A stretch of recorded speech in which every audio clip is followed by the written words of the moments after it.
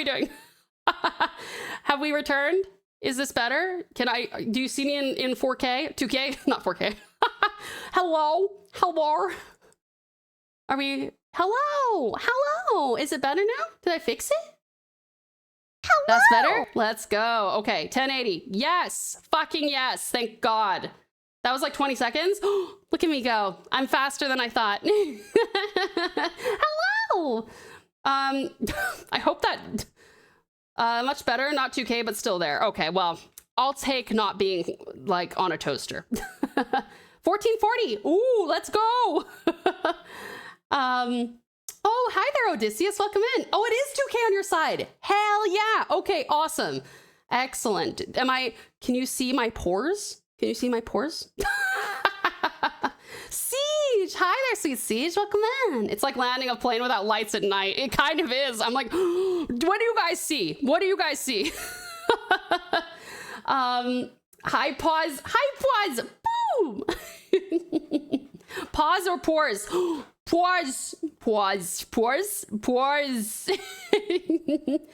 Okay, well, I'm hoping that didn't, oh,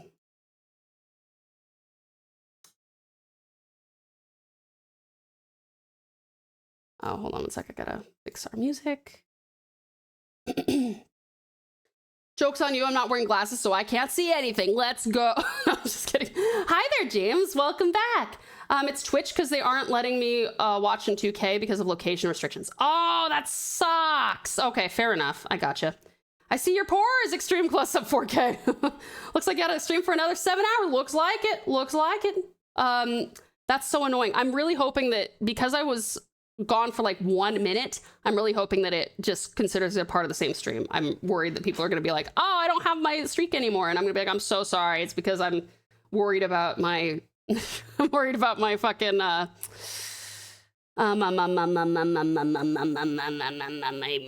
fucking resolution. James, hi cutie, uppies for you. Good, James. What happened? I was just about to go to bed. Oh, I'm sorry, Jimmy. I realized that I was streaming in 480p. I realized I was streaming to a toaster, essentially.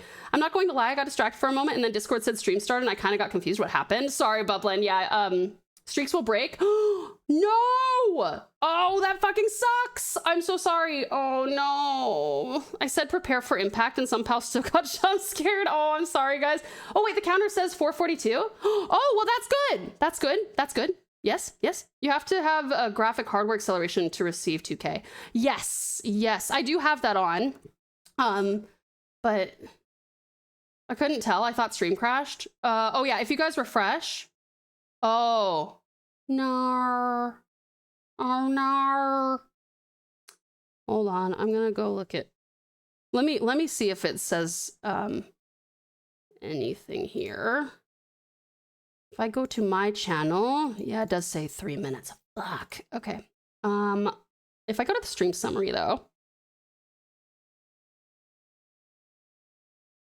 Oh, okay. Okay. Well, anyway, sorry guys. Maybe I should have waited until after stream, but it's only 3 minutes 30 seconds for me. Yeah. Oh, I see. You have to have graphic hardware acceleration to receive 2K from viewer side, but it doesn't impact viewers' viewing experience of just like 720 or 1080, right? Without like me having this on doesn't make it less accessible for people, right? Yes, stream is in 2K for those that can view in the format. That makes sense. Oh, yours is still at 4 hours and 43 minutes. I guess we'll see. I guess we'll see if it merges or not. But like typically, if you start a stream within like 20 seconds, 30 seconds of ending one, I thought that it combined it. Hey, Tao, it's been a bit. Nice, that's awesome, Snubs. It has been a while. How are you? My laptop naturally has 2560 by 1440. Okay. Aw, to be honest, I'll watch you in any resolution. Thank you, sweet Sadie. You're so sweet. Thank you, thank you. All right, let's see. I think that we will do what's another good story? Let me see. Any of these? I'm going to read a few of these. Tell me which one you would like me to potentially read. And then I'll let you know if it's too long and then you have to pick something else. I watch you in 160p on the boat. Fuck. Oh my God. But my favorite would be low poly Tao. That would be so funny if everything else was in 4K and then I'm like low poly. Quality issues have been sorted. Yes. Okay, so we have The Adventures of Kintaro, the Golden Boy. We have The Story of Princess Hase, A Story of Old Japan. Or we have The Mirror of Matsuyama, A Story of Old Japan. Are any of those interesting to you guys?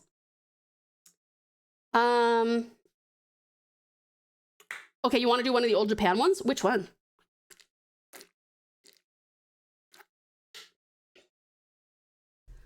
The Stones of Five Colors and Empress Jokwa, an old Chinese story. Oh, the last one. You want to do the last one in here. It's about a wise empress.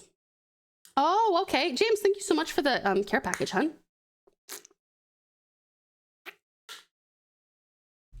I will let you guys pick real quick. Do you want the story that Strat recommended, which is a story of old China, or a story of old Japan? Let me know which one you prefer. You only have 1 minute. The poll is live, though. Yeah, let me know. Let me know. I can't believe I was streaming in 480p for the whole time. Sorry, my God. Oh, that's trash. Okay. Please do vote, sweethearts.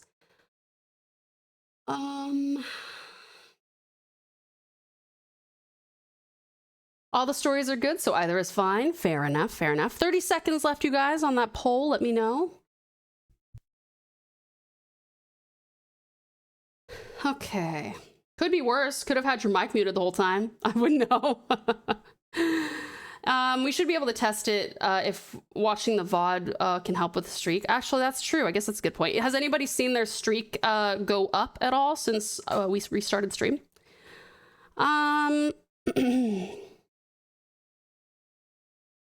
All right, the story of old Japan. All right, that's what you want. Let's do the story of, let me check the length of it real quick. Okay, that's fine. Let's do the story of Princess Hase, the story of old Japan. I haven't because I can't see on mobile. Fair enough, Lav. Not yet. I will have a milestone too, so I'll let you know. Oh, perfect, Orca. Thank you so much. Streak has not incremented. Okay, cool. I didn't think it would. I'm like, oh, we were offline for like 20 seconds. Current streak is still the same? Okay, awesome. Thank you, gorgeous Ghosty. I appreciate you checking it. Okay, let's see. I don't think it should because it's the same day. Well, I would agree with you, except that remember when we used to stream art during the day and then Diablo at night? I had some people who couldn't come in on the Diablo nights but they did come in during art and then they missed their streak because they couldn't come in during Diablo. So maybe they've changed that. Maybe they've improved that. Okay. Sorry about that, you guys. We are good to go now. All right. The story of Princess Hase, a story of old Japan. Many, many years ago, there lived in Nara, the ancient capital of Japan, a wise state minister by the name of Prince Toyonari Fujiwara. His wife was a noble, good, and beautiful woman called Princess Murasaki, which means violet. They had been married by their respective families according to Japanese custom when very young, and had lived together happily ever since. They had, however, one cause for great sorrow, for as the years went by, no child was born to them.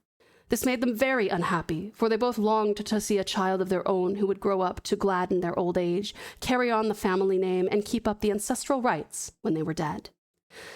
The prince and his lovely wife, after long consultation and much thought, determined to make a pilgrimage to the temple of Hase no Kuwanan, which is the goddess of mercy at Hase. For they believed, according to the beautiful traditions of their religion, that the mother of mercy, Kuwanan, comes to answer the prayers of mortals in the form that they need the most. Surely, after all of these years of prayer, she would come to them in the form of a beloved child in answer to their special pilgrimage. for that was the greatest need of their 2 lives.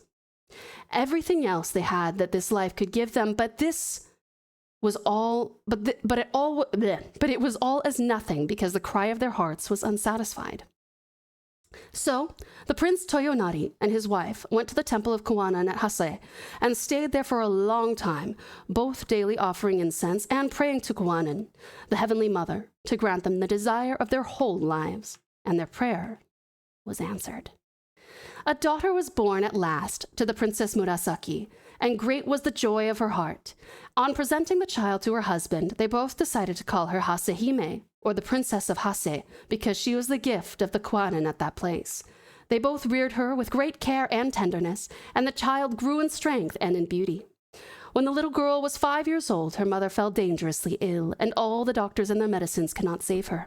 A little before she breathed her last, she called her daughter to her, and gently stroking her head, she said, "Hasehime, do you know that your mother cannot live any longer?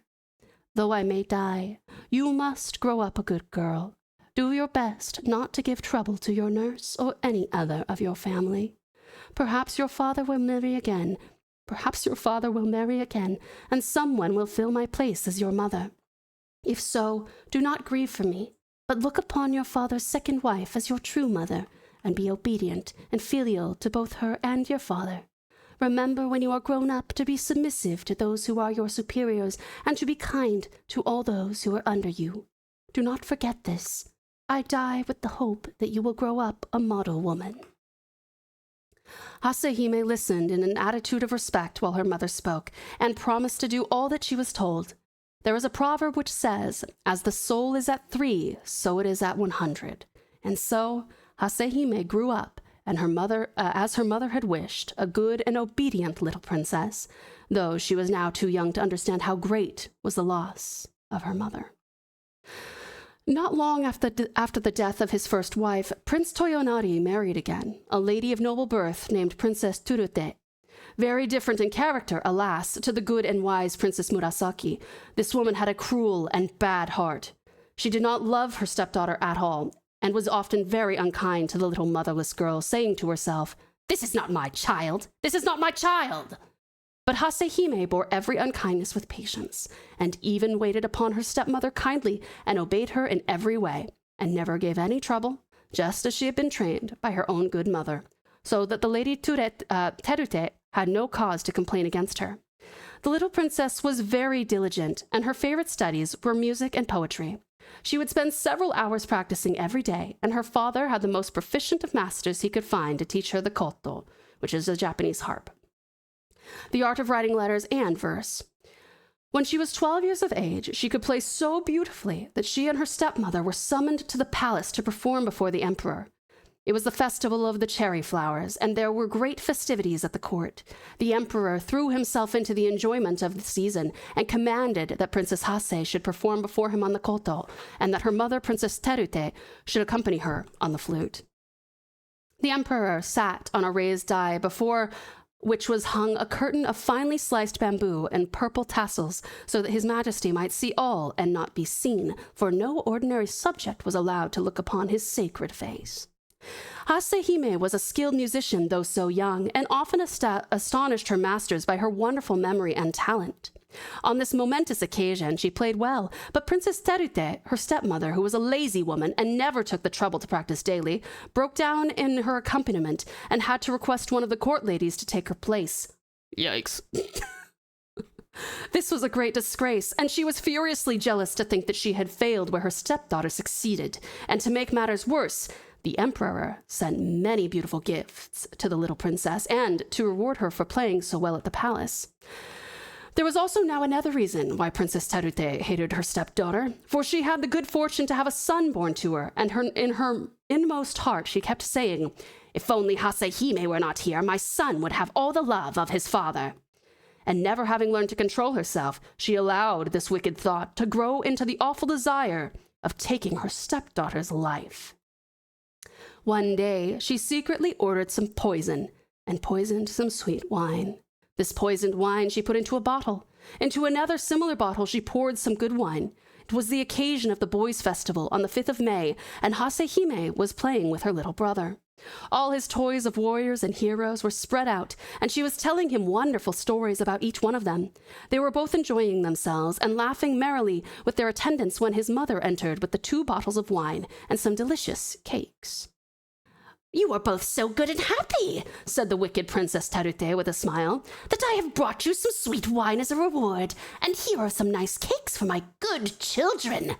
And she filled 2 cups from the 2 different bottles. Hasehime, never dreaming of the dreadful part her stepmother was acting, took one of the cups of wine and gave to her little stepbrother the other that had been poured out for him. The wicked woman had carefully marked the poisoned bottle, but on coming into the room, she had grown nervous, and pouring out the wine hurriedly, had unconsciously given the poisoned cup to her own child. All this time she was anxiously watching the little princess, but to her amazement, no change whatsoever took place in the young girl's face. Suddenly, the little boy screamed and threw himself on the floor, doubled up in pain. His mother flew to him, taking the precaution to upset the 2 tiny jars of wine which she had brought into the room, and lifted him up. The attendants rushed for the doctor, but nothing could save the child. He died within the hour in his mother's arms. Doctors did not know much in those ancient times, and it was thought that the wine had disagreed with the boy, causing convulsions of which he died. Thus was the wicked woman punished in losing her own child when she had tried to do away with her stepdaughter, but instead of blaming herself, she began to hate Hasehime more than ever, in the bitterness and wretchedness of her own heart, and she eagerly watched for an opportunity to do her harm, which was, however, long in coming. When Hasehime was 13 years of age, she had already become mentioned as a poetess of some merit. This was an accomplishment very much cultivated by the women of old Japan, and one held in high esteem. It was the rainy season in Nara, and floods were reported every day as doing damage in the neighborhood. The river Tatsuta, which flowed through the imperial palace grounds, was swollen to the top of its banks, and the roaring of the torrents of water rushing along a narrow bed so disturbed the emperor's rest day and night that a serious nervous disorder was the result. An imperial edict was sent forth to all the Buddhist temples, commanding the priests to offer up continuous prayers to heaven to stop the noise of the flood. But this was to no avail. Then it was whispered in court circles that the Princess Hase, the daughter of Prince Toyonari Fujiwara, second minister of the court, was the most gifted poetess of the day, though still so young, and her masters confirmed this report. Long ago, a beautiful and gifted maiden poetess had moved heaven by praying in verse, had brought down rains upon a land famished with drought. So said the ancient biographers of the poetess Ono no Komachi. If the Princess Hase were to write a poem and offer it in prayer, might it not stop the noise of the rushing river and remove the cause of the imperial illness? What the court said at last reached the ears of the emperor himself, and he sent an order to the minister, Prince Toyonari, to this effect. Great indeed was Hasehime's fear and astonishment when her father sent for her and told her what was required of her. Heavy, indeed, was the duty that was laid on her young shoulders, that of saving the emperor's life by the merit of her verse. At last the day came, and her poem was finished. It was written on a leaflet of paper heavily speckled with gold dust. With her father and attendants and some of the court officials... Hello! Hello, Skellington, welcome in. With her father and attendants and some of the court officials, she proceeded to the bank of the roaring torrent, and raising up her heart to heaven, she read the poem she had composed aloud, lifting it heavensward in her 2 hands. Strange indeed it seemed to all those standing round. The waters ceased their roaring. The river was quiet in direct answer to her prayer. After this, the emperor soon recovered his health. His Majesty was highly pleased, and sent for her to the palace, and rewarded her with the rank of Chincho, that of Lieutenant General, to distinguish her. From that time she was called Chinjo Hime, or Lieutenant General Princess, and respected and loved by all. There was only one person who was not pleased at Hasehime's success. That one was her stepmother. Forever brooding over the death of her own child, whom she had killed when trying to poison her own stepdaughter, she had the mortification of seeing her rise to power and to honor, marked by imperial favor and the admiration of the whole court. Her envy and jealousy burned in her heart like a fire. Many were the lies she carried to her husband about Hasehime, but all to no purpose. He would listen to none of her tales, telling her sharply that she was quite mistaken. At last, the stepmother, seizing the opportunity of her husband's absence, ordered one of her old servants to take this innocent girl to the Hibari Mountains, the wildest part of the country, and to kill her there. She invented a dreadful story about the little princess, saying that this was the only way to prevent disgrace falling upon the family, by killing her. Katoda, her vassal, was bound to obey his mistress. However, he saw that it would be the wisest plan to pretend obedience in the absence of the girl's father, so he placed Hasehime in a palanquin and accompanied her to the most solitary place he could find in the wild district. The poor child knew there was no good in protesting to her unkind stepmother being sent away in this strange manner, and so she went as she was told. But the old servant knew that the young princess was quite innocent of all the things her stepmother had invented to him as reasons for her outrageous orders, and he determined to save her life. Unless he killed her, however, he could not return to his cruel taskmistress, so he decided to stay out in the wilderness. With the help of some peasants, he soon built a little cottage, and having sent secretly for his wife to come, these two good old people did all in their power to take care of the now unfortunate princess. She all the time trusted in her father, knowing that as soon as he returned home and found her absent, he would search for her. Prince Toyonari, after some weeks, came home and was told by his wife that his daughter Hime had done something wrong and had run away for fear of being punished. He was nearly ill with anxiety. Everyone in the house told the same story, that Hasehime had suddenly disappeared. None of them knew why or whither. For fear of scandal, he kept the matter quiet and searched everywhere he could think of, but all to no purpose.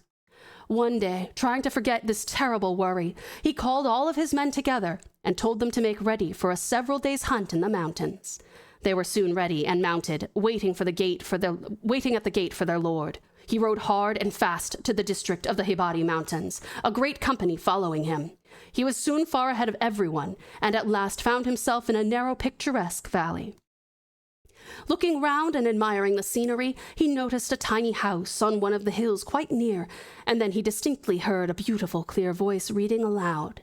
Seized with curiosity as to who could be studying so diligently in such a lonely spot, he dismounted, and leaving his horse to his groom, he walked up the hillside and approached the cottage. As he drew nearer, his surprise increased, for he could see that the reader was a beautiful girl. The cottage was wide open, and she was sitting facing the view. Listening attentively, he heard her reading the Buddhist scriptures with great devotion. More and more curious, he hurried on to the tiny gate and entered the little garden, and looking up beheld his lost daughter, Hasehime. She was so intent on what she was saying that she neither heard nor saw her father until he spoke. "Hasehime!" he cried. "It is you, my Hasehime!"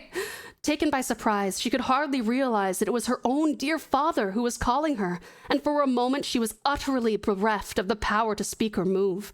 My father, it is indeed you! Oh, father!" was all she could say, and running to him, she caught hold of his thick sleeve and buried her face, bursting into tears of compassion.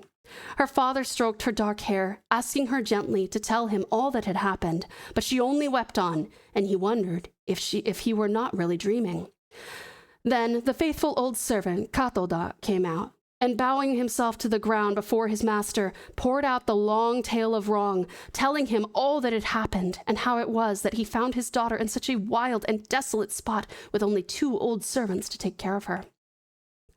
The prince's astonishment and indignation knew no bounds. He gave up the hunt at once and hurried home with his daughter.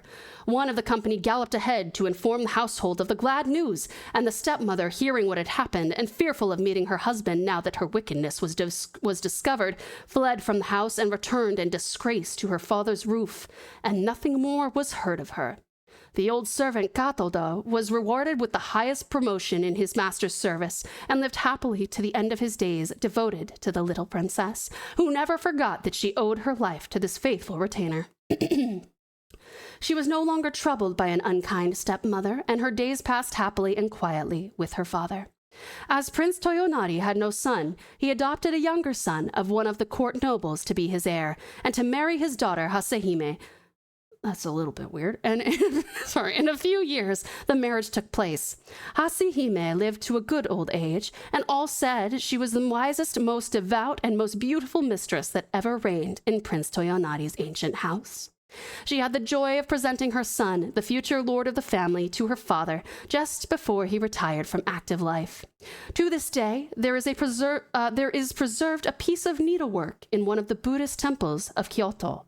It is a beautiful piece of tapestry, with the figure of Buddha embroidered in the silky threads drawn from the stem of the lotus. This is said to have been the work of the hands of the good Princess Hase. Yay! What do you think of that one? Did you like that? Lots of wicked old women in these. Let me see what you guys have said here real quick. Hey there, dear Stopple, welcome in. And Zroto, hi there, Zealous Zroto, welcome in. It's so good to see you, cutie pie. Welcome, welcome. Let me see here.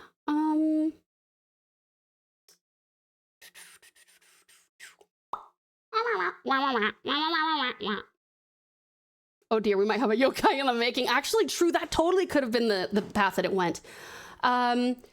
Backfired instantly. Let's see. Revenge and wrath is going to be that woman's undoing. You were right. Yes, absolutely. Stepmom, I must find someone to blame for my mistakes and fast, but where can I find a scapegoat? Ah, Hasehime. Exactly. So true. Hi there, sweet skeleton. Welcome back in. How are you? A love story in the making. Never mind. The guy had a wife. Amazing voice acting. 100 out of 10. Oh, I'm so glad you liked it. Adopted a son and made him marry his daughter. Yeah. So I'm like, okay, it's a little weird. Like, don't get me wrong. It's not weird from like a, procreation perspective, because like scientifically they are not related, so that's good, but it is a little weird. It's kind of like if you adopt two kids, if you're like a foster parent or something, and the kids grow up for much of their lives together and then they get married. Just a little bit, I don't know, it's the optics. It's fine. Adopted as heir, maybe not as a son, but to take on the role next after them, maybe. Actually, did you like that one? Nice one. Awesome. It was common to adopt a son from another family for the purpose of marriage. Ah, okay. Ancient Greek stuff, understandable. We have to go on a break, but I'm going to put a poll up. I want to know if you guys would like me to reread anything. If you want me to keep on reading Japanese tales, Chinese, Greek, or something else, okay? What should we read next? Reread something from earlier. Oh, okay, reread. I'll just put reread. And then you can, if you guys vote on that, we can reread whatever one you want. Oh, Norse, yes, we can do Norse myths. We can do more Japanese. We can do some Chinese. We can do, I only have one more option, so I'll put other, okay? I'm gonna give you guys 5 minutes for that while we go on a quick break. The poll is live if you would like to please vote. That would be wonderful. Often a dedicated suitor, especially if they were of a lower nobility, would first be adopted before being wed, so their social standing could be adjusted. Oh, okay, that makes a little bit more sense. Matches! Oh my gosh, it's been such a lovely, relaxing stream. I'm glad I got the chance to hang out. I'm so glad that you were here, gorgeous. Thank you so much for being here, beautiful. For those of you who don't know, Macheka is my favorite person. She's my best friend from the last, like, oh, how old am I? I'm 8,000 years old. She's been my friend for at least 7,980 of those years. Have a good one, Matches. I love you so much. We gotta talk soon, please. I love you. I miss you. I love you. I love you. I love you. I gotta give you a tour of the new house. We gotta do a FaceTime or something. But sleep wonderfully well and have the sweetest dreams. Thanks for hanging out with us, gorgeous. And go see!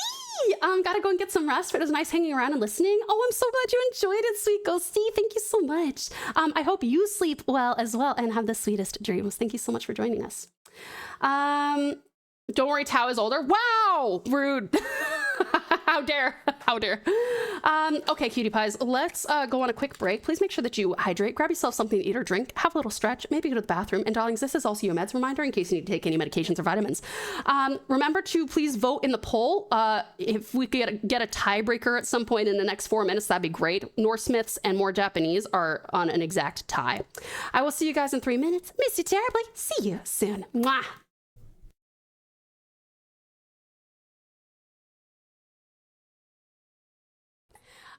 Won't somebody think of the children? So true, Hubs. So true. She's turning into a child. I'm not turning into a child. I just like to put stuff in my mouth. Thank you for my precious pal hat, Zalasabi. Ah! Rude, this fucking guy! Oh my god! I'll nuke his whole family. Alright, we're going to... Okay, I'll just sit here and we'll wait. Ah! Yes!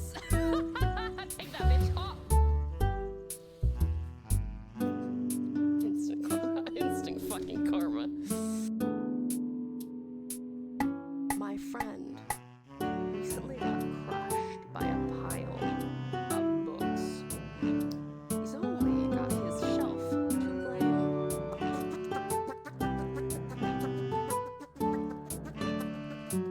That's me laughing.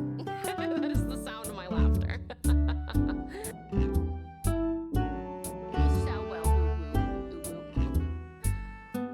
thank you guys so much, for the Hyper Twain and the 37 gifties and the 900 pretties. I appreciate you all. Thank you so much, woo.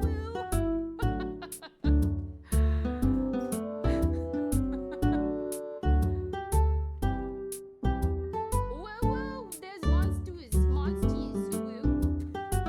Wait, what's this? 2. What is this? Dear Stim, welcome and how are you? Good to see you. Thank you for the save. What the fuck? I'm just gonna fucking save, I guess. What the fuck happened?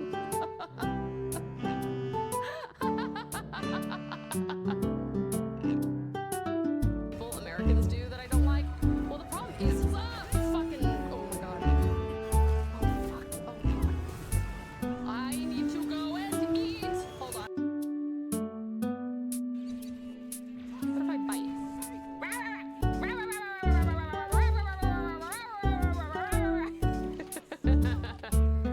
This is how we Tasmanian Tigers do it, guys. Watch out. We got them teethies.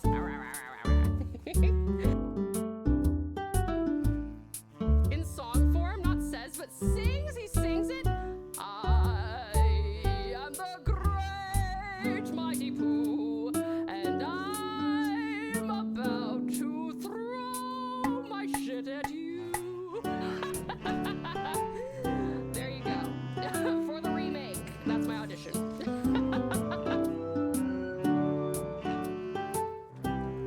the button. Click, click the button. Click, click the button. Click, click, click, click, click, click, click, click, click, click, click,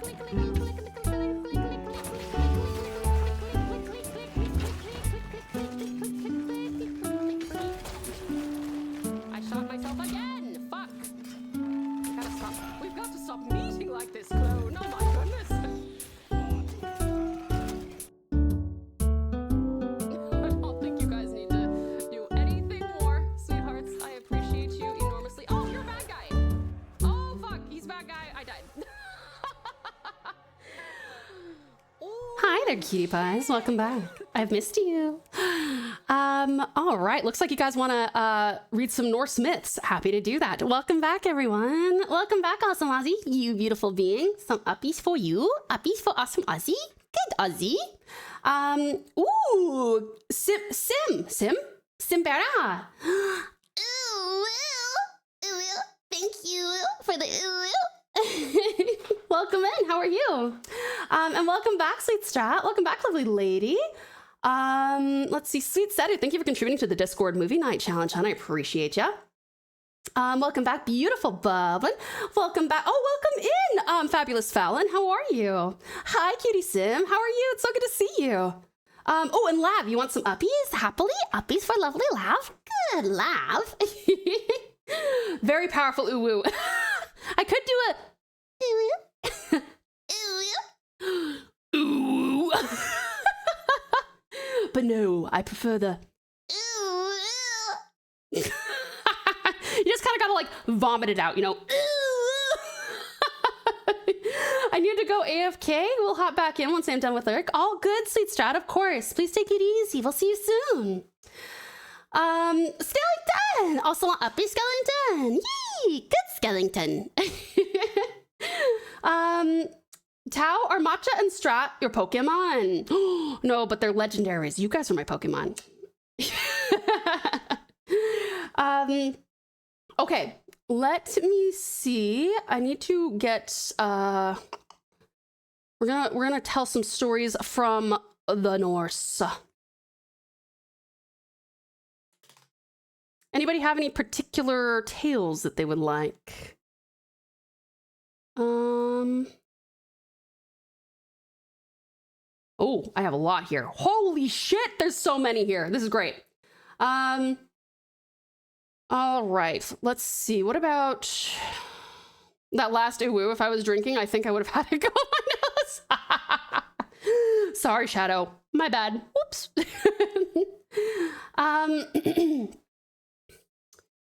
Since Strat has issues sleeping at times, would that make their ability insomnia? Oh, Mega Mewtwo. Okay, let's read about... We're not going to read this one because I don't know if I can keep a straight face, but there is a literal Norse tale called The Cock, the Cuckoo, and the Black Cock. Okay, so I just wanted to share that with you. Anyway, I will be gone for a quick drive, so you will have to deal with the polls. That's okay. I don't think I've got any more polls at the moment. Let's see. The what? Yeah, you heard me. Oh, this should be interesting. Let's find out why the sea is salt. That sounds very interesting. Let's learn, guys. I'm going to educate you today. Here we go. All right. Why the sea is salt. Once upon a time, but it was long, long ago, there were two brothers, one rich and one poor. Now, one Christmas Eve, the poor one hadn't so much as a crumb in the house, either of meat or bread, so he went to his brother to ask him for something to keep Christmas with in God's name. It was not the first time his brother had been forced to help him, and you may fancy he wasn't very glad to see his face, but he said, "If you will do what I ask you to do, I will give you a whole flitch of bacon." What is a flitch? Is that like a leg? So the poor brother said he would do anything and was full of thanks. "Well, here is the flitch," said the rich brother, "and now go straight to hell." "What I have given my word to do, I must stick to," said the other. So he took the flitch and set off. He walked the whole day, and at dusk he came to a place where he saw a very bright light. That's so fucked up. Thank you for the bacon, go to hell? What a command. Sorry. Maybe this was the place, said the man to himself. So he turned aside, and the first thing he saw was an old man with a long white beard who stood in an outhouse, hewing wood for the Christmas fire. "Good even," said the man with the flitch. "The same to you. Whither are you going so late?" said the man. "Oh, I'm going to hell. If only I knew the right way," answered the poor man. "Well, you're not far wrong, for this is hell," said the old man. "When you get inside, they will be all for buying your flitch, for meat is scarce in hell. But mind, you don't sell it unless you get the hand quern which stands behind the door for it. When you come out, I'll teach you how to handle the quern, for it's good to grind almost anything." So the man with the flitch thanked the other for his good advice and gave a great knock at the devil's door. When he got in, everything was just as the old man had said.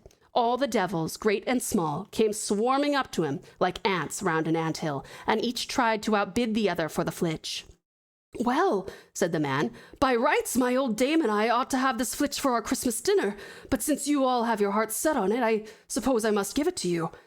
But if I sell it at all, I'll have it for that quern behind the door yonder."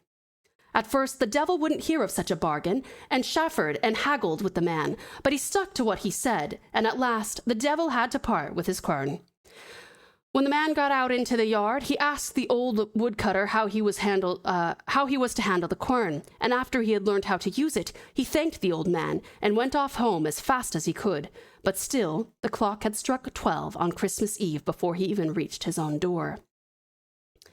"Wherever in the world have you been?" said his old dame. "Here have I sat hour after hour, waiting and watching without so much as 2 sticks to lay together under the Christmas bros."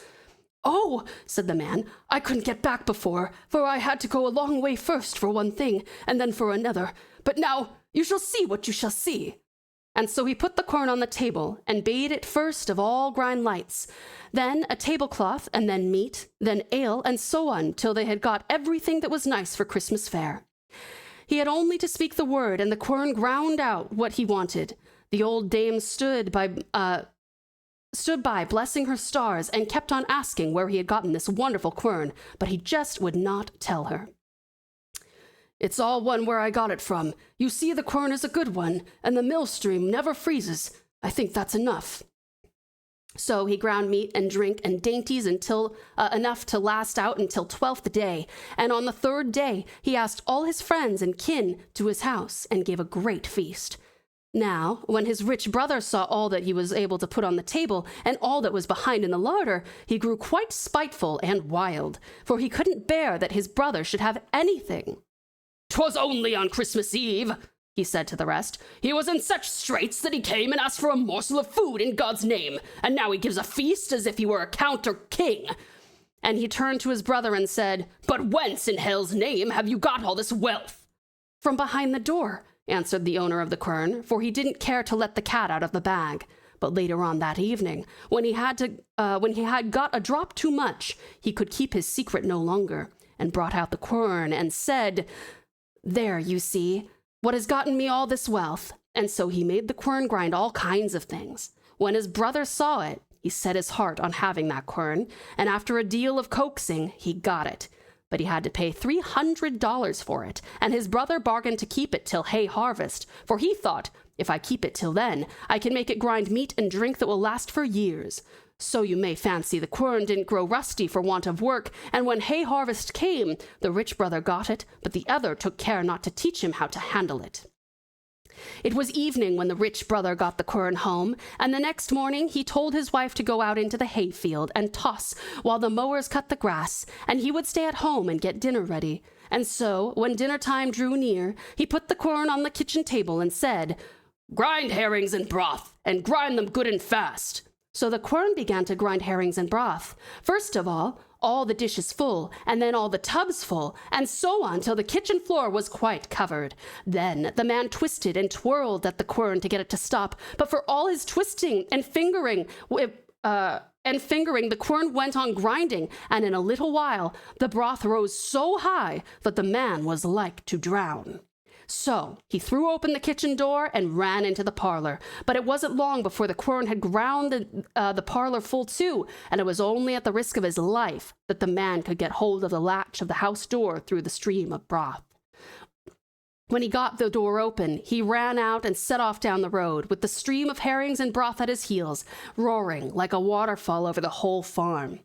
Now, his old dame, who was in the field tossing hay, thought it a long time to dinner, and at last she said, "Well, if the master doesn't call us home, we may as well go. Mayhaps he finds it hard work to boil the broth, and we will be glad to help." The men were willing enough, so they sauntered homewards, but just as they had gone a little way up the hill, what should they meet but herrings and broth and bread, all running and dashing and splashing together in a stream, and the master himself running before them for his life. As he passed them, he bawled out, "Would to heaven each of you have 100 throats, but take care you're not drowned in the broth." What a thing to, it's a long thing to say as you're... Would to heaven each of you have 100 throats. Sorry, anyway. Away he went, as though the evil one were at his heels, to his brother's house, and begged him, for God's sake, to take back the quern that instant, for, said he, if it grinds only 1 hour more, the whole parish will be swallowed up by herrings and broth. But his brother would not hear of taking it back, till the other paid him down $300 more. So the poor brother got both the money and the quern, and it wasn't long before he set up a farmhouse far finer than the one in which his brother lived. And with the quern he ground so much gold that he covered it with plates of gold. And as the farm lay by the sea, a golden house gleamed and glistened from far away over the sea.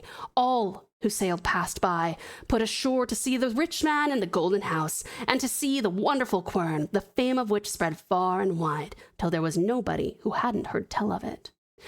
So one day there came a skipper who wanted to see the quern, and the first thing he asked was if it could grind salt. Grind salt, said the owner.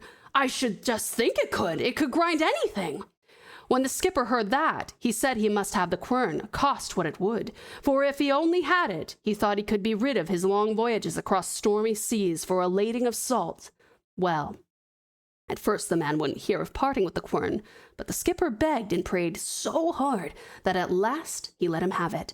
But he had to pay back many, many $1,000s for it. Now, when the skipper had gotten the quern on his back, he soon made off with it, for he was afraid lest the man should change his mind. So he had no time to ask how to handle the quern, but got on board his ship as fast as he could, and he set sail. When he had sailed a good way off, he brought the quern on deck, and said, grind salt, and grind both good and fast. Well, the quern began to grind salt so that it poured out like water, and when the skipper had gotten the ship full, he wished to stop the quern, but whichever way he turned it, and however much he tried, it was no good. The quern kept grinding, and the heap of salt grew higher, and at last down sank the ship. And there lies the quern at the bottom of the sea, grinding away to this very day. And that is why there is salt in the sea. What do you think about that? What do you think about that? Let's see. What have you guys said here? Quick Googling says a flitch is an entire side of a pig. Oh, holy shit. He hiked with that shit. Damn, that's impressive. I actually have had bacon turn into jerky. It's a pleasant, salty, chewy, got that softer, fatty feel and taste. Okay, yeah, that makes sense, Ren. That makes sense. Of course, the rich one is going to be the greedy one. Well, I mean, I feel like that's kind of like, rich people tend to be greedy. Not as a rule. Well, as a rule, but there are exceptions. I would have settled for run for your life. Yeah, exactly. Corn salt. Yummy. That sounds good.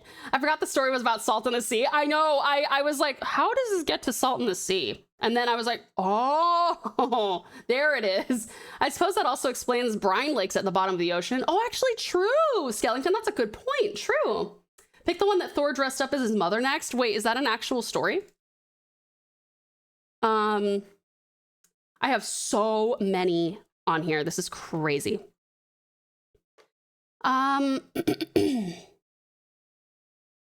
Is it really? He dressed up his mom? Okay, hold on. Okay, I need to see if I dress. I wish I could. Do you know what the name of it is? Because I think I've got 100 stories on this page, so I'm not sure which one it might be. Thor cross-dresses? I love that. That's fantastic. How good. You'd look gorgeous. Oh, wait, no. Hold on. What is this one? Is that Thor? No, that's the troll princess. I forgot, sadly. What is the Norse myth where Thor dresses up as his mother? Hera, right? Wait, no, this is a different one. The story of, I don't even know how to pronounce this. Primskjovia? Sorry. Freya. Oh, yeah, Freya, not Hera.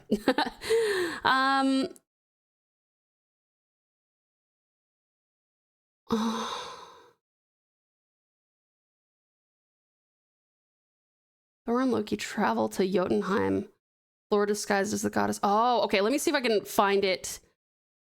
I don't know if it's been Romanized or not. Hera Zeus's whammon. That's right. That's right. Hera Zeus's whammon. Can you do the one where Loki turns into a mare to seduce a horse and gives birth to an 8-legged horse? I don't know if that's on here. I can try and find it. 8-leg. Okay, I'm not finding 8-leg, whether hyphenated or not. So I might not have that one.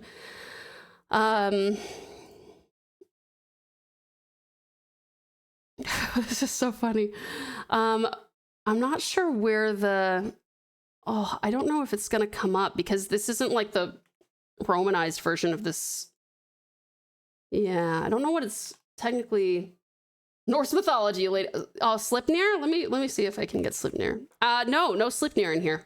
I have a few with Thor in it, but I don't. Yeah, I don't know which one it is. So maybe I'll just look for Thor.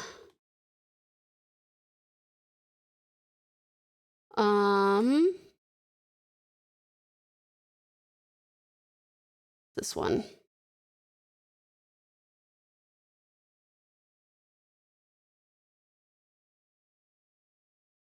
That's Norse mythology.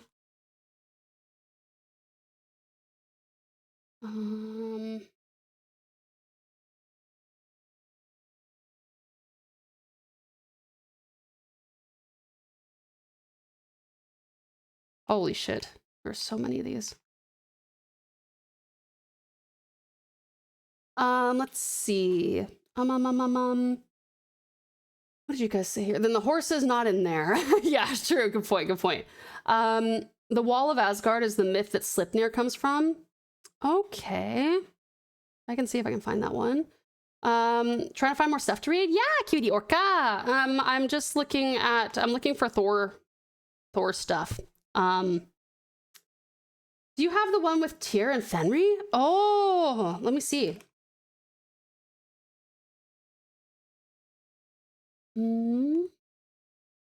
Of tyrants, tyranny, martyr. I wonder if this one's just like, it's strange to have this much stuff and not have let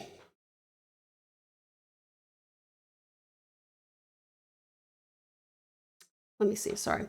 The Thief of Mjolnir, is that what it's called?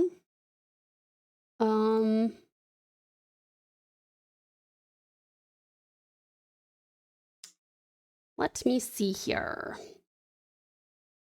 Oh boy. Oh, the Thief of Mjolnir is okay, cool. Let me find that. Thief of Mjolnir.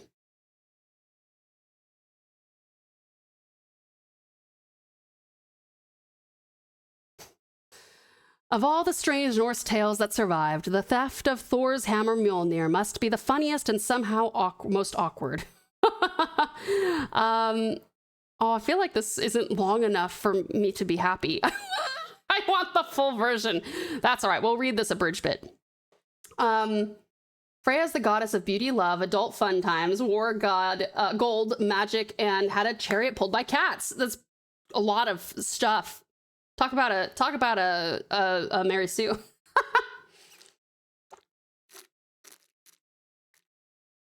Thank you for the care package, awesome Ozzy. Okay. I have the Theft of Thor's Hammer, Mjolnir, the Lay of Thrym. I apologize in advance if I don't pronounce things right. Guessing you don't want more community stuff because it hasn't been checked by mods. Yeah, unfortunately, Cutie Orca. However, if you guys find anything on Project Gutenberg or on the short stories page that I posted a little bit earlier, or something else that's like public domain, especially if it's like a fairy tale or folklore or myth or something, I'd consider that. Okay. All right, let's continue reading this. I'm excited to see what this one goes, how this one goes.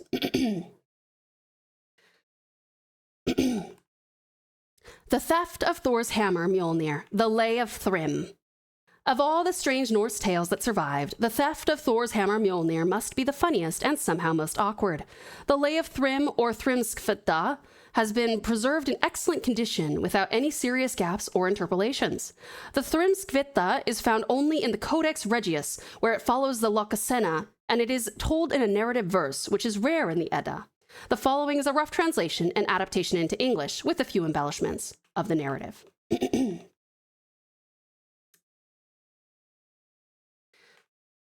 Thor awoke with a start. His hammer, the mighty Mjolnir, was missing. He shook his shaggy head, and his beard bristled with anger as he groped around him. He shouted to Loki, "My hammer has been stolen! No one in heaven or on earth can know what this loss is for me." Forthwith, they rushed to Freya's shining halls. "Freya," said Thor, "will you lend me your feathered coat to help me seek my hammer?" Freya said, "I would lend it to you, even if it were made of gold or silver." Then Loki put on the feathered coat and, leaving Asgard, winged his way to Jotunheim, the realm of giants. Thrym, the lord of giants, sat upon a mound, smoothing his horse's manes and twisting golden halters for his hounds. He said, "How are the Aesir? How are the elves? Why have you come to Jotunheim?" Loki said, "It is ill with the Aesir. It is ill with the elves. Tell me, have you hidden the Thunderer's hammer?" Thrym said, "Yes, I have hidden Thor's hammer 8 leagues deep in the earth. No one can win it back from me unless he brings to me fair Freya as a bride." I see where this is going. Loki flew away, the feathered coat rustling. He left behind the world of giants and winged his way back to the world of gods. Thor met him there in the middle court. He said, "Were your labors successful? Tell me the tidings before you land. Sitting causes one to forget, and lying causes one to lie." Loki said, "Yes, my labors met with success. Thrym, the lord of giants, has your hammer, but no one can win Mjolnir from him unless he brings to him fair Freya as a bride." Forthwith, they rushed to find fair Freya. "Dress yourself in bridal linen," said Thor. "You and I are on our way to the world of giants." At this, Freya foamed with rage. The halls of Asgard shook with her anger. The necklace of the Brisingar broke apart. "You may call me man-crazy if I go with you to Jotunheim," she said. Straightway, all the gods and goddesses gathered round to discuss how they could recover Thor's hammer. Heimdall, the fairest of the gods, like all the Mimir, could see into the future. "Let us dress Thor in bridal linen," he said, "and let him wear the necklace of the Brisingar. Tie housewife's keys about his waist and pin bridal jewels upon his breast. Let him wear woman's clothes with a dainty hood on his head." The Thunderer, mightiest of the gods, replied, "The gods will call me womanish if I put on bridal linen." "You're a pretty girl, buddy, you're a pretty girl." Then Loki, son of Laufey, said, "Thor, be still. With such foolish words, the giants will soon be living here in Asgard if you do not get your hammer from them." So they dressed Thor in bridal linen, tied the necklace of Brisingar around his neck, and housewife's keys about his waist. They pinned bridal jewels upon his breast and dressed him in woman's clothes with a dainty hood on his head. There's a picture. Hold on, I feel like I must share this photo with you. One moment, please. Here, this is going on here until we finish the story. You're in advance, you're welcome. Joki! Hi there, Joki. How are you? It's a pleasure to meet you or see you. Hi. Thank you so much for the biddies. Ooh, piece of candy. I know your Riz game is strong, but can you leave some women for the rest of chat? No. It's all the women's, men's, and non-binary pals are mine. Here you go. This is the image that I think is important for you all to see. In fact, we're going to make this even bigger. Yes. I'll turn it off after we finish our story. This is to help really draw you in. How are you, Ducky? It's a pleasure to see you. He looks glorious. He does. He's gorgeous. Isn't he? Then Loki, son of Laufey, said, "I will accompany you as your maid servant. Together we shall go to Jotunheim." Forthwith, the goats were driven home to be harnessed, the mountains trembled, and the earth burned with fire as Odin's son rode to Jotunheim. Thrym, the Lord of Giants, said to his kin, "Stand up, you Jotuns, and put straw on the benches. They are bringing fair Freya, daughter of Njord, from Njotun, to be my bride. I have golden-horned cattle grazing in my yard. They are pure black oxen, a joy to giants. I have treasures aplenty and rule over great riches. Freya is the only thing that I lack." Exposition, show don't tell, am I right? Day soon became evening, and ale was brought to the giant's table. There, Thor ate an ox and ate whole salmons, in addition to all the dainties that were served to the women. Furthermore, he drank 3 measures of mead. Thrym, the Lord of Giants, said, "Have you ever seen a bride eat and drink so heartily?"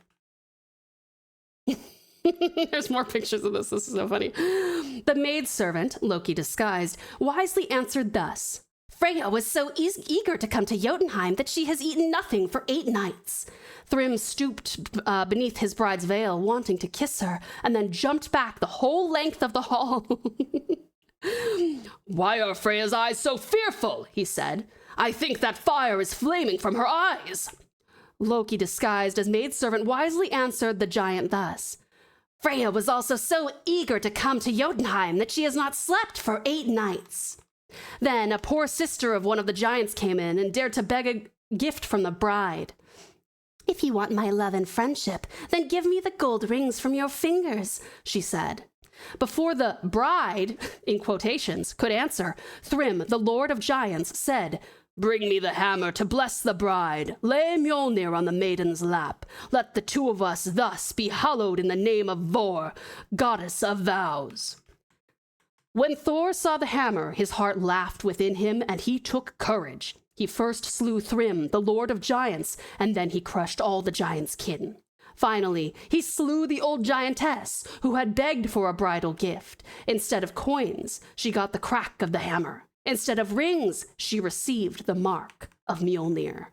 Thus, Thor won his hammer back. I'm terrified this is AI, but I don't know. There's a...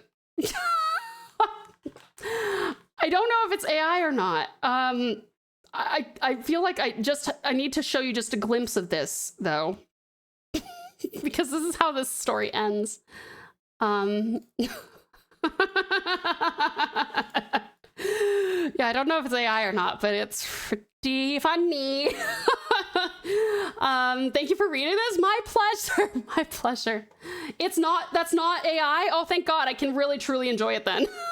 I've not seen that image before. It's not AI. Oh, I've seen that image before. Oh, amazing. This is, okay, hold on. This deserves a full screen. Oh, it's so low res though. Sorry if you're watching in 2K. It's just inherently low res. I know this isn't, I remember hearing this a while back because the whole AI craze. Oh, okay, cool. That's just so funny. Look at those thighs though, man. My God. The man's got the jiggle physics. Anyway, I love that. That's great. That is perfect. That's from a game? I want to play that game. Oh my God. Thunder thighs, literally. True. Okay, well, there's that one. That's great. Any other specific tales you guys would like me to read? Thick thighs save lives? Those thighs take them. True. Hi, Cutie Chef. It's so good to see you, Helen. Welcome in. I am so sorry I haven't been able to come into your streams. How have you been? Thank you so much for continuing to make me salivate with the amazing food that you post in my Discord, by the way. I've been moving and stuff, so I'm really sorry that I haven't gotten to come in. Hopefully, and then I'm gone for a week. Next week after this coming week, I'm gone for a whole week, and then hopefully I'll be able to come in more. I miss seeing your amazing food in progress and chatting with you and stuff. So, but I hope you're doing well. Anything with Fenrir in it? Sure. Let me see if I can find something with Fenrir in it. Let's see that. Froki! Hello, fabulous Froki. Thank you so much for the follow, hon. Welcome to the pouch. You are now a pouch pal, and what a pleasure it is to have you. Welcome on in. How are you? Let me see. Myths with Fenrir. Let me see if I can find some. Ooh, Britannica. That's a big papadoo. No, that's not what I'm looking for. I'm looking for Unleashing the Legend. Ooh. Oh, I have like an about. Actually, we can read about Fenrir if you want. Hello, Tazzy. Hello, fabulous Froki. How are you doing today? Oh, and Sweet Shadow, you head now. I hope you sleep wonderfully well and have the sweetest dreams. Thank you so much for coming in. Have a good one. I'm doing well. No need to stress. It's all good. Thank you so much, Sweet Chef, for always being so patient. I appreciate you. Oh, it's from Smite. Oh, that's a gorgeous illustration. My God. Okay. Let's read a little about Fenrir. I'm just gonna, there we go. All right. Okay.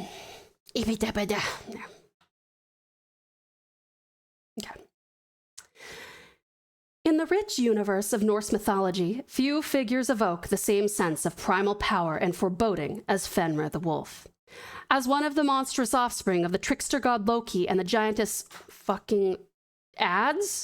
Angrboda, Fenrir embodies chaos, destruction, and the unstoppable forces of nature. Let's delve into the depths of this fearsome creature's lore and significance within Norse mythology. Fenrir's lineage is as enigmatic as it is ominous. Born from the union of Loki, the mercurial shapeshifter, and Angrboda, a giantess whose name translates to she who brings grief, Fenrir's birth heralded a dark prophecy. Alongside his siblings, the serpent Jormungandr and the half-dead, half-living being Hel, Fenrir was destined to play a pivotal role in the events leading to Ragnarok, the cataclysmic end of the world in Norse mythology. From a young age, Fenrir's ferocity and growing size alarmed the gods, who foresaw the threat he posed. In an attempt to contain him, the gods attempted to bind the giant wolf on 2 occasions, both of which ended in failure. It was the 3rd attempt that succeeded, but only with the help of a magical chain forged by the dwarves. The tale of Fenrir's binding is a saga of deceit woven by the gods under the guise of testing the wolf's strength against an unbreakable chain. The 1st and 2nd chains, crafted by the gods themselves, shattered easily under Fenrir's relentless thrashing. Determined to contain the monstrous wolf, the gods turned to the dwarves for aid, tasking them with forging the strongest chain ever seen by man or deity alike. When the chain known as Gleipnir was finally ready, the gods presented it to Fenrir. The giant wolf, wary of potential treachery, hesitated to test the strength of the chain before him. Sensing his suspicion, the gods made a pact with Fenrir. He would consent to be bound only if one of the gods placed their hand in his mouth as a sign of trust. Tyr, the valiant god of war and justice, stepped forward, aware of the risks involved. With resolve, he offered his hand to Fenrir, sealing his fate and fulfilling the pact. As Fenrir realized his inability to break free, he seized Tyr's hand in his jaws, severing it from his arm. With the deed done, Fenrir was bound by Gleipnir. His ferocious power was contained. The gods then anchored the chain to a mountain, while a sword was wedged into Fenrir's jaws, keeping his mouth agape in eternal restraint. In his impotent fury, Fenrir unleashed a deafening howl that reverberated across the realms, while a frothy river named Van flowed from his gaping maw, a testament to the boundless rage of the captive wolf. Thus, for the time being, the gods in the realms were safe from Fenrir's wrath. But they were destined to confront his fury during the prophesied end of the world, the legendary Ragnarok. The prophecies have long foretold that Fenrir will play a pivotal role in the apocalyptic battle, a harbinger of chaos and destruction. In the prophecy, as the appointed time of Ragnarok draws nearer, the bonds that hold Fenrir begin to weaken. As the forces of darkness gather and the world trembles in anticipation, Fenrir, with jaws that can devour the sun and the moon, break free from his chains with a ferocious roar that echoes across the 9 realms. With every step he takes, the earth quakes and the skies grow dark with foreboding. Driven by an insatiable hunger for vengeance and chaos, Fenrir joins the ranks of the monstrous army led by Loki, his father, and the frost giants, sworn enemies of the gods. Together, they march towards Asgard, the realm of the Aesir, with a single purpose: to bring about the end of all things. The gods, aware of the impending doom, prepare themselves for the final battle. Odin, the All-Father, rallies his warriors in defense of Asgard, while Thor, the Thunder God, wields his mighty hammer Mjolnir with unmatched fury. But even their courage and strength cannot stem the tide of destruction unleashed by Fenrir and his allies. In the heart of the battle, Fenrir clashes with the gods, his jaws snapping at their heels, his fury unrelenting. With each foe he fells, the chaos he wreaks grows stronger, until it seems as though nothing can stand in his way. But amidst the carnage and despair, a lone figure emerges. Odin's son, Vidar, the silent god of vengeance. With a roar that matches Fenrir's own, Vidar leaps upon the monstrous wolf, driving his sword deep into Fenrir's heart, fulfilling the prophecy that has long foretold their destined confrontation. As Fenrir falls, his howls of rage echo across the battlefield, mingling with the cries of the dying and the clashing of swords. And with his death, the fate of the world is sealed, for Ragnarok has come to pass, and the old gods are no more. Fenrir the wolf embodies themes of primal instinct, inevitability, and the cyclical nature of existence. As a monstrous being born from the union of a god and a giantess, he blurs the lines between the divine and the monstrous, challenging traditional notions of order and chaos. Furthermore, Fenrir serves as a potent symbol of the untamed forces of nature and the inevitability of cosmic entropy. His role in Ragnarok underscores the Norse belief in the cyclical nature of existence, where destruction and rebirth are inseparable parts of the cosmic cycle. In modern times, Fenrir the wolf continues to captivate imaginations, appearing in various forms of media, from literature to video games, as a symbol of untamed power and the looming specter of an apocalypse. And yet, within the shadowy realms of Norse mythology, Fenrir the wolf persists as a timeless warning, reminding us of the unbridled forces that lurk beyond the boundaries of the known world. Yay! I like reading about Fenrir. He's very cool. Let's see. Skellington. Ah, yes. Fucking Gads, my favorite Norse character. Oh, thank you for the carrot package. Awesome, Ozzy. Appreciate it.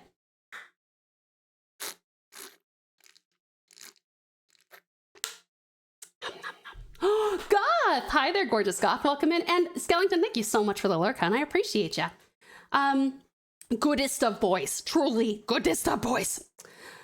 Hydrating as well. Yes, everyone please hydrate. Okay, let's see. Do we have any other requesticles for Norse stuff or anything? Any fairy tales or anything? Let me see here.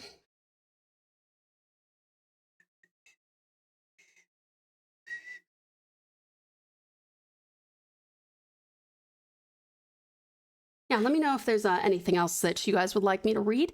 Last book I've ever read was the pub menu. I can read soothingly through a menu if you want. Loki? We could do something with Loki, yeah. Let's see here. I don't want to read Britannica's version. I liked the... Sorry, what is this shit? I found a website called Norse Mythology for Smart People, but it looks like it was made in the early 90s, so I'm not really sure about that. Very presumptuous. Odin's a plus parent. Odin's a plus parenting. Hi there, Trixie. Welcome in. How are you? It's good to see you. All right, let me see.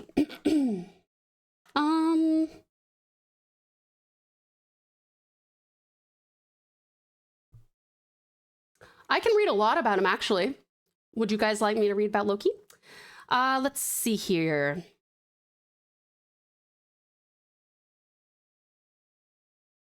Cool. Okay. Ready, steady, going. Fell asleep and woke up to Tao reading about Big Wolf. Yes, and now we are reading about Loki. I feel like, Trixie, I feel like Loki is someone that you are very fond of. Is that correct? Chaotic neutral to chaotic evil, somewhere in there. We ready?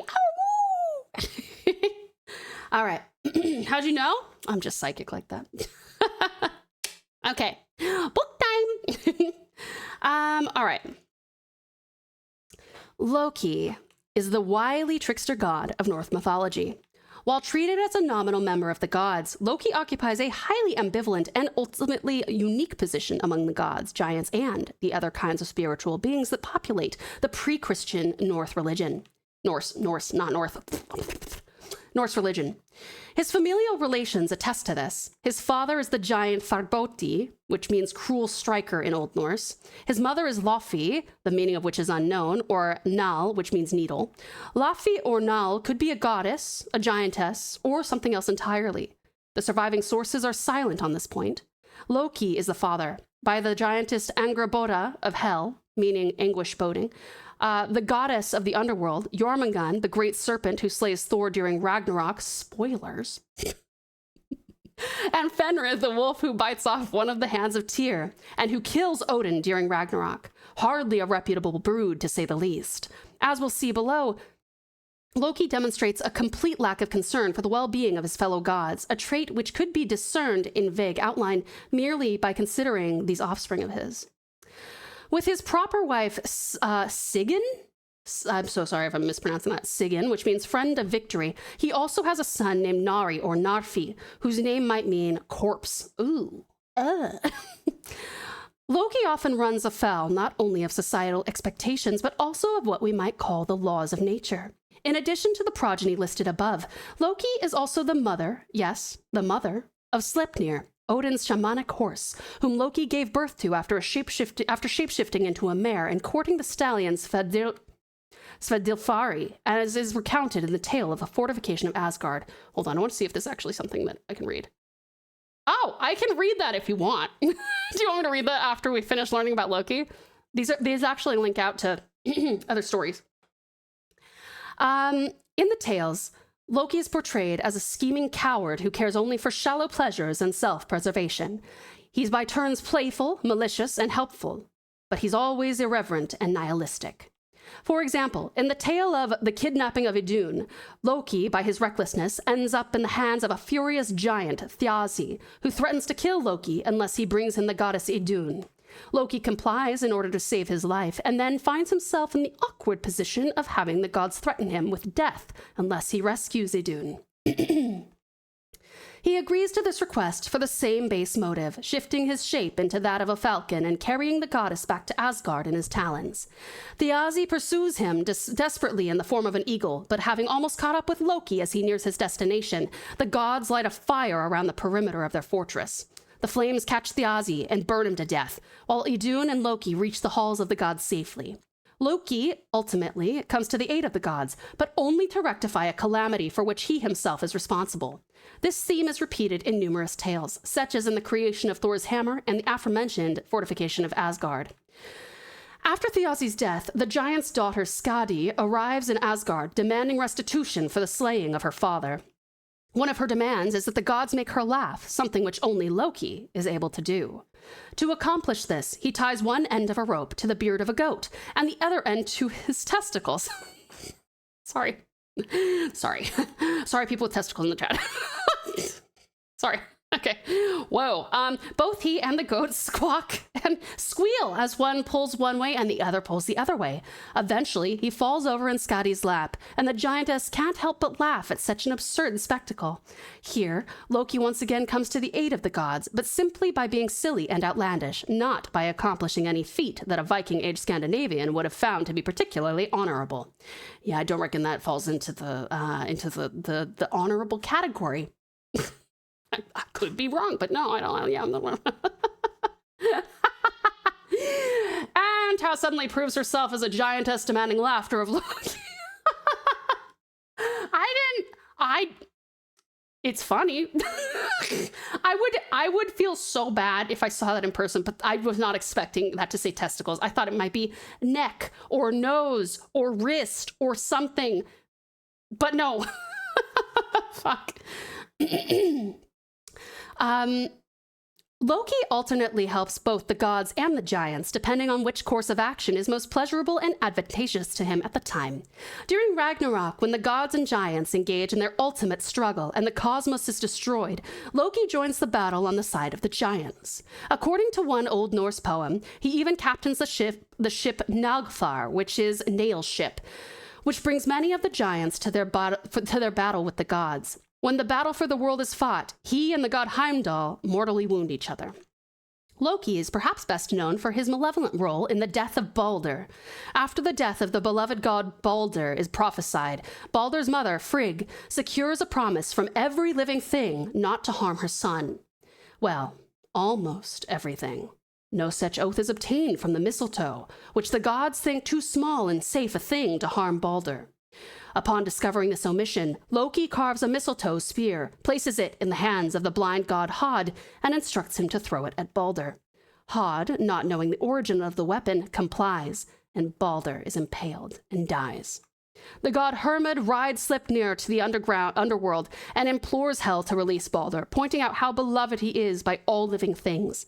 Hel retorts that if this is so, then it shouldn't be difficult to compel every being in the world to weep for Balder. And should this happen, the dead god would be released from the grave. Every living thing does indeed cry for Balder in Balder's return, with one sole exception. A frost-hearted giantess named Tok, which means thanks, who is almost certainly Loki in disguise. And so, Balder must remain with Hel. For his many crimes against them, the gods eventually forge a chain from the entrails of Loki's son, Narfi, and tie him down to the 3 rocks inside a cave. A venomous serpent sits above him, dripping poison onto him. Loki's apparently very faithful and loving wife, Sigyn, sits at his side with a bowl to catch the venom. But when the bowl becomes full, of course, she has to leave her husband's side to pour it out. When this happens, the drops of venom that fall onto him cause him to writhe in agony, and these convulsions create earthquakes, and in this state, he lies until breaking free at Ragnarok.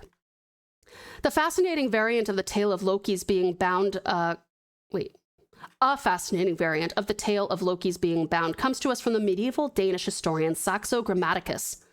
That sounds like something made up. When I correct your typos or my own, I'm actually Saxo Grammaticus, okay? Anyway, in his History of the Danes, Thor, on one of his many adventures to Jotunheim, the homeland of the giants, finds a giant named Utgard Loki, which is Loki of Utgard.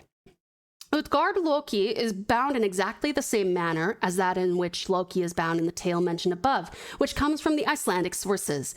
It seems that even the pagan Scandinavians themselves held conflicting views on whether Loki was a god, a giant, or something else entirely.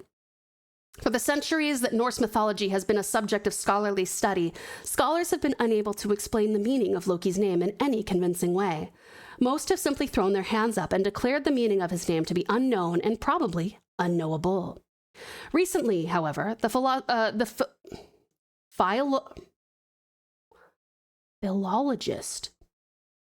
philologist Elder Hyde may have solved this puzzle. In his research into Nordic folklore from periods more recent than the Viking Age, Hyde noticed that Loki often appears in contexts that liken him to a knot on a thread. In fact, in later Icelandic usage, the common noun Loki even means knot or tangle. Spiders are sometimes referred to as Loki in metaphorical sense, as their webs are compared to the fish nets, which are made from a series of knots and loops that Loki crafts in certain surviving Viking Age myths. From all of this, the most straightforward meaning of Loki's name would seem to be knot or tangle. This proposed meaning of Loki's name powerfully resonates with his role in Norse mythology in 2 ways. First, it points to his role as a maker of nets, both literal fish nets and metaphorical nets in the form of his cunning schemes that trap the gods in perilous situations. Second, it could indicate his being the knot in the otherwise straight thread of the gods in their world, the fatal flaw that ultimately brings about their demise. Even though Loki is in some sense a god, no traces of any kind of worship of Loki have survived in the historical record. Is this any wonder, given that his character is virtually the antithesis of traditional Norse values of honor, loyalty, and the like, and that he is ultimately a traitor to the divinities that the Norse held in such high reverence? There you go. So that's all about Loki. Loki! Do you want me to read the Anything in particular that you guys heard about that you would like me to elaborate on? I've got links here. We will go on a break before I do that, but, oh, actually, maybe I'll put a poll up. We're gonna put a poll up. I'm gonna do a poll. What to read? We still have about 1 hour of stream left, so what to read next? We can do Japanese. We can do more Norse. We can do reread something from earlier, if you'd like. We can do other. We can do other. All right, I'm gonna give you guys 5 minutes for that. The poll is live. Please do vote, cutie pies, and I'm gonna go on a quick break. Please make sure that you hydrate, grab yourself something to eat or drink, have a little stretch, maybe go to the bathroom, and darlings, this is also your meds reminder in case you need to take any medications or vitamins. Like I said, please vote on the poll. At the moment, Japanese is winning, but there's only 3 votes total. 2 for Japanese, 1 for Norse, so please do vote. And I will see you guys in about 3 minutes. Miss you terribly. Let's see you soon.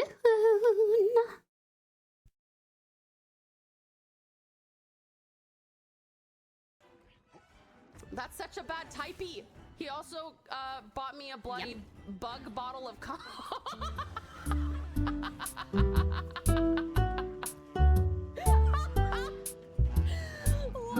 Oh no.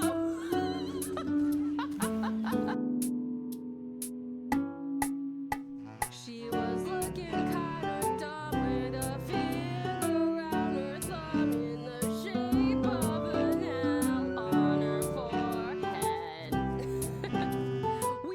Do you start coming and they don't stop coming?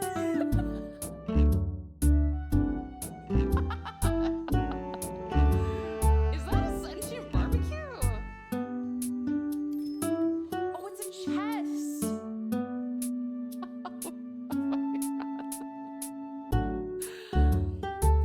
I should just not verbalize some of the shit that comes into my brain.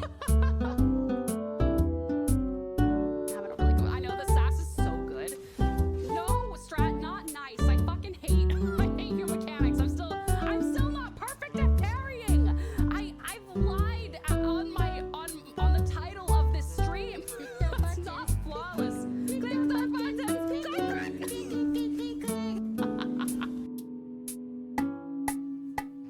In song form, not says, but sings. He sings it. I am the great mighty Pooh, and I'm about to throw my shit at you. There you go. For the remake, that's my audition. Oh wait, I can hang this up. My old posters from when I was a child, about 2 hours ago. Click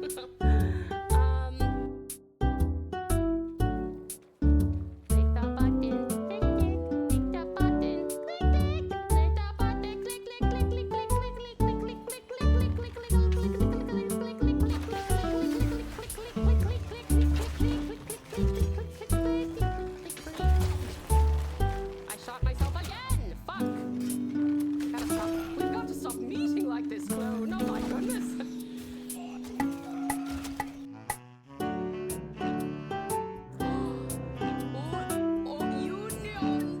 Unionize. I can almost make out the words on the wall. What is that? Unionize. Yes. I have a brilliant idea. Thank you for my precious pal hat, Zalasabi. Ah! Rude, this fucking guy! Oh my god! I'll nuke his whole family. Alright, we're gonna... Evil Americans do that I don't like. Well, the problem is, fucking... Oh my god. Oh fuck. Oh god. I need to go and eat. Hold on. Hey there, cutie pies, and welcome back. Hello, hello. Welcome back, sweethearts. Welcome back, awesome Aussie. You beautiful being. Uppies for you. Yee, good Aussie. Welcome back, sweet Asedu. Welcome back. Welcome back, lovely La. Welcome back, sweet Strat. Entertain me, Loki. Giantess Tau, probably. Uppies for lovely laugh. Good laugh. And welcome back, beautiful Velvet. Welcome back, Nix, Mato Slice, Jam Slice. Uppies for you. Good Nix. Okay. Let's, it looks like you guys want to do more Japanese. You want to go back to Japanese? It's really close, though. It's like 4 for Norse and 5 for Japanese, so it's very close. Trixie! Uppies for Trixie. Oh, pow, zoom straight to the moon. Okay. Done and done. Don't have to tell me twice. Okay.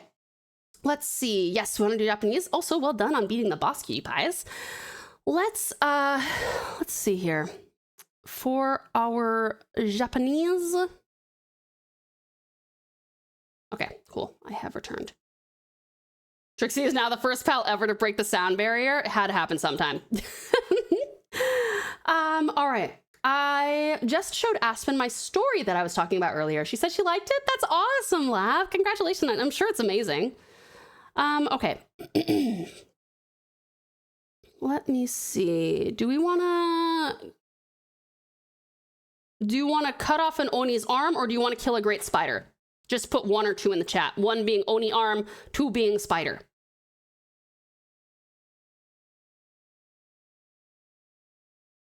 I'm the pouch space program's test buddy. Monkey, yes, exactly. 7? That's not an option, sorry.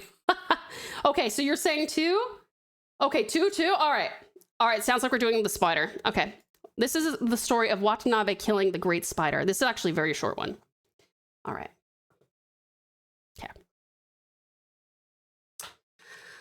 Watanabe kills the great spider.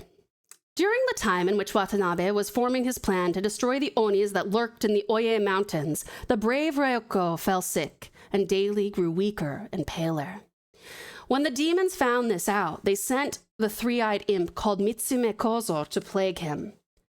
This imp, which had a snout like a hog's, 3 monstrous blue eyes, and a mouthful of tusks, was glad that the brave soldier could no longer fight the Onis. He would approach the sick man in his chamber, leer horribly at him, loll out his tongue, and pull down the lids of his eyes with his hairy fingers until the sight sickened Raiko more and more. But Raiko, well or ill, always slept with his trusty sword under his pillow, and pretending to be greatly afraid and to cower under the bedclothes, the Kozo grew bolder and bolder. When the imp was near the bed, Raiko drew his blade and cut the Oni across his huge double nose. This made the demon howl, and he ran away, leaving tracks of blood. When Suna and his band heard of their brave master's exploit, they came to congratulate him and offered to hunt out the demon and destroy him.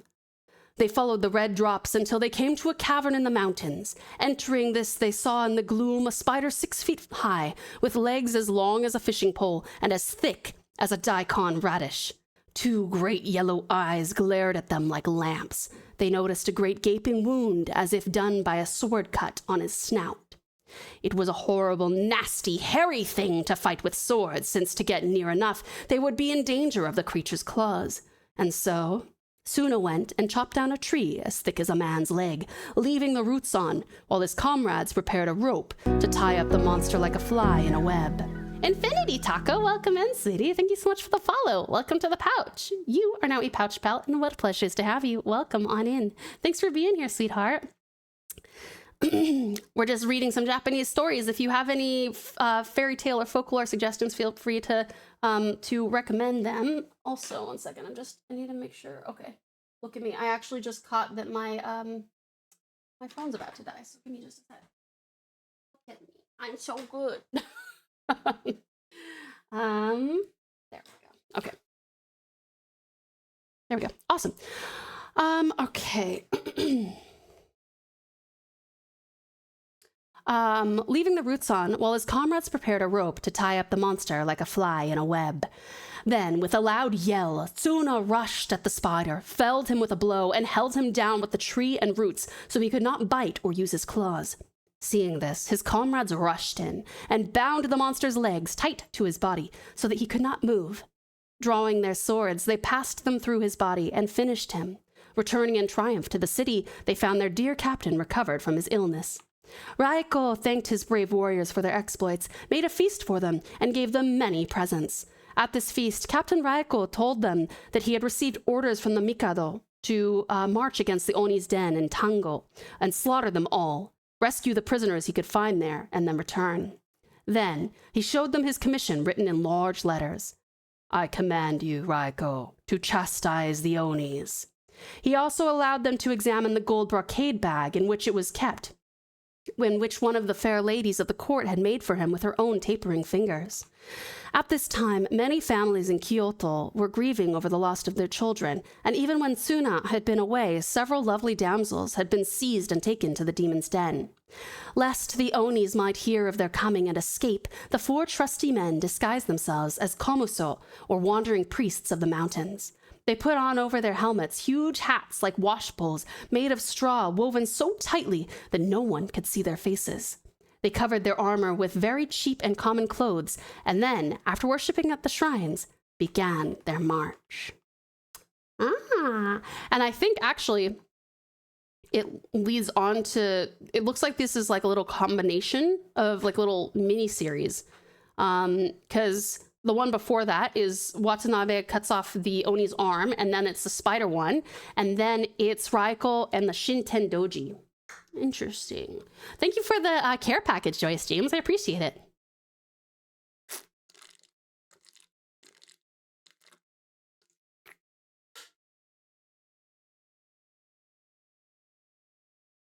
Is there any other specific story that you guys would like to hear from Japan? Let me see here. I believe we read the story of their showdown with Shuzen Doji a prior time. Oh, actually, Doppel, I think you're right. Yeah, that sounds about right. I'm pretty sure you're correct about that, actually. Let me see.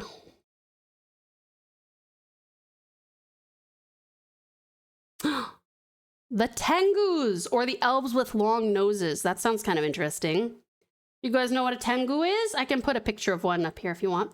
New YouTube clip is out, the one that Lav requested. Quality is unfortunately low because of the source being blurry. Oh, I tried though, and do turn up the volume. Sure, give me just a second. The Gallant Jiraiya? Let me see if I can find that.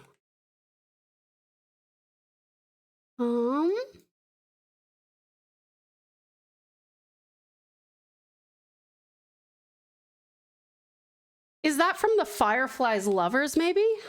Because I'm only seeing, at least on this, there's only 2 spots where it's Gallant, and it's both in the same thing. Alternatively, I can just like Google it and see if I can find it. Tengu is a burb. Yes, let me watch this clip real quick.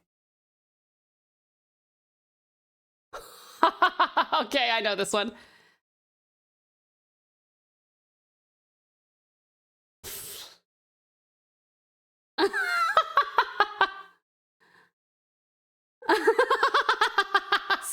I love the like rapid fire Coke. I meant Coke.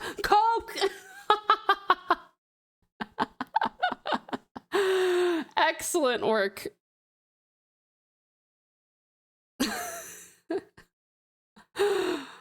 That's really funny, Strat. That's so good. You guys got to click on that. I would show you on stream, but I don't have the scene set up since we're doing just chatting scene today. You have got to click that. That is so funny. Oh my God. Thank you for contributing to our content creation process, Lav. Let's see. You're so comfy right now. I'm so happy to hear that, Sweet Seru. Excellent.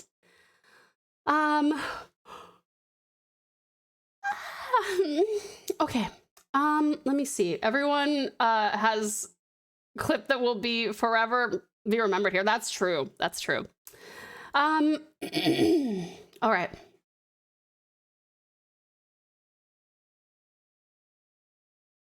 Oh, it's over here.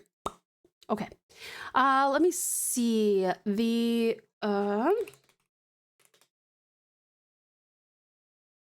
I did not spell it right either. Okay, there we go. Got it. I think I found it. The Tale of the Gallant Jiraiya.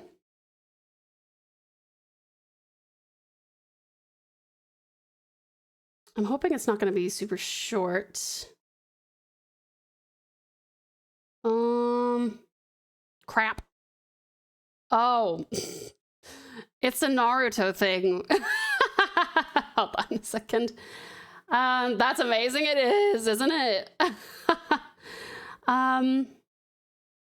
Okay. What's the story here? Let me see.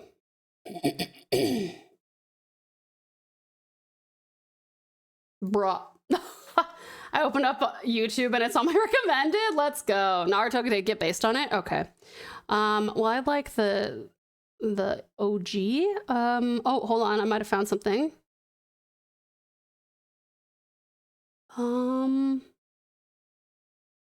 Jiraiya news.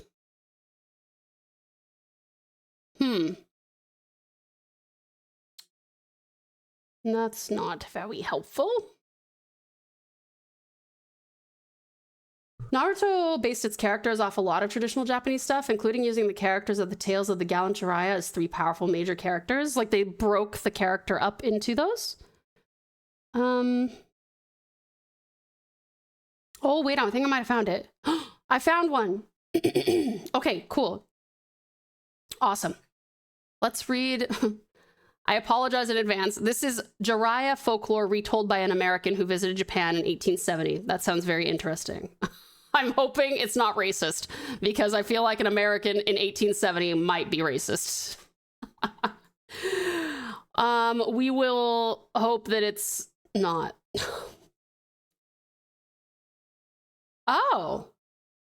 Never mind. Nope, he's not racist. He's not racist. I just read about him. Apparently, this guy was born on September 17, 1804 in Philadelphia. He was invited to modernize schools in Japan by Matsudaira Shungaku in 1870. A year later, he became the Echizen province's superintendent of education. Aside from his official duties in Japan, he also wrote extensively about Japanese culture. He passed away in 1928 in Florida. Okay, cool. Well, let's read about him. Like, not that guy, like about Jiraiya. Oh, you sent me a link. What? How do you find these things? The magic frog? Oh, okay, that makes it even easier. Thank you. We'll do that. I didn't even have to do that. Thank you, Strat. All right. Book time. All right, let's see. Jiraiya, or the Magic Frog. Gata was the name of a castle lord who lived in the island of the 9 provinces, Kyushu. He had but one son, an infant, whom the people in admiration nicknamed Jiraiya, Young Thunder. During one of the civil wars, this castle was taken and Ogata was slain. But by the aid of a faithful retainer who hid Jiraiya in his bosom, the boy escaped and fled northward to Echigo. There, he lived until he grew up into his manhood. At that time, Echigo was infested with robbers. One day, the faithful retainer of Jiraiya being attacked made resistance and was slain by the robbers. Jiraiya, now left alone in the world, went out from Echigo and led a wandering life in several provinces. All this time, he was consumed with the desire to revive the name of his father and restore the fortunes of his family. Being exceedingly brave and an expert swordsman, he became chief of a band of robbers and plundered many wealthy merchants, and in a short time, he was actually rich in men, arms, and booty. Sorry, why did I say it like that? Booty. He was accustomed to disguising himself and going in person into the houses and presence of men of wealth, and thus learned all about their gates and guards, where they slept, and in what rooms their treasures were stored, so that success was easy. Hearing of an old man who lived in Shinano, he started to rob him, and for this purpose put on the disguise of a pilgrim. Shinano is a very high-end tableland, full of mountains, and the snow lies deep in winter. A great snowstorm coming on, Jiraiya took refuge in a humble house by the way. Entering, he found a very beautiful woman, who treated him with great kindness. This, however, did not change the robber's nature. At midnight, when all was still, he unsheathed his sword, and, going noiselessly to her room, he found the lady absorbed in reading.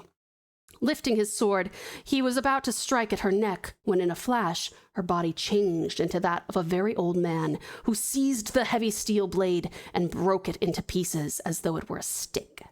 Then he tossed the bits of steel away, and thus spoke to Jiraiya, who stood amazed but fearless. I am a man named Senso Dojin. I have lived in these mountains many 100 years. Though my true body is that of a huge frog, I can easily put you to death, but I have another purpose. So I shall pardon you and teach you magic instead. When the youth bowed his head to the floor, poured out his thanks to the old man, and begged to be received as his pupil. Remaining with the old man of the mountain for several weeks, Jiraiya learned all the arts of the mountain spirits, how to cause a storm of wind and rain, how to make a deluge, and to control the elements at will. He also learned how to govern the frogs, and at his bidding they assumed gigantic size, so that on their backs he could stand up and cross rivers and carry enormous loads. When the old man had finished instructing him, he said, "Henceforth cease from robbing, or in any way injuring the poor. Take from the wicked rich, and those who acquire money dishonestly, but help the needy and the suffering." Thus speaking, the old man turned into a huge frog and hopped away. What this old mountain spirit bade him do was just what Jiraiya wished to accomplish. He set out on his journey with a light heart. I can now make the storm and the waters obey me, and all the frogs are at my command.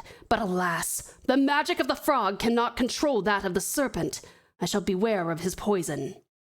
From that time forth, the oppressed poor people rejoiced many a time as the avaricious merchants and extortionate moneylenders lost their treasures. For when a poor farmer whose crops failed could not pay his rent or loan on the date promised, these hard-hearted moneylenders would turn him out of the house, seize his beds and mats, and rice tub, and even the shrine and images on the god shelf, to sell them at auction for a trifle to their minions, who resold them at a high price for the moneylender, who thus got a double profit. Whenever a miser was robbed, the people said, "The young thunder has struck," and then they were glad, knowing that it was Jiraiya. In this manner, his name soon grew to be the poor people's watchword in those troublesome times. Yet, Jiraiya was always ready to help the innocent and honest, even if they were rich. One day, a merchant named Fukutaro was sentenced to death, though he really was not guilty. Jiraiya, hearing of it, went to the magistrate and said that he himself was the very man who committed this robbery. And so the man's life was saved, and Jiraiya was hanged on a large oak tree. But during the night, his dead body changed into a bullfrog, which hopped away out of sight and off into the mountains of Shinano. At this time, there was living in this province a young and beautiful maiden named Tsunade. Her character was very lovely. She was always obedient to her parents and kind to her friends. Her daily task was to go to the mountains and cut brushwood for fuel. One day, while thus busy singing at the task, she met a very old man with a long white beard sweeping his breast, who said to her, "Do not fear me. I have lived in this mountain many 100 years, but my real body is that of a snail. I will teach you the powers of magic so that you can walk on the sea or cross a river, however swift and deep, as though it were dry land." Gladly, the maiden took the daily lessons of the old man, and soon was able to walk on the waters as on the mountain paths. One day, the old man said, "I shall now leave you and resume my former shape. Use your power to destroy wicked robbers. Help those who defend the poor. I advise you to marry the celebrated man Jiraiya, and thus you will unite your powers." Thus saying, the old man shriveled up into a snail and crawled away. "I am glad," said the maiden to herself. Hold on 1 second. Hold on, I think the dog might need...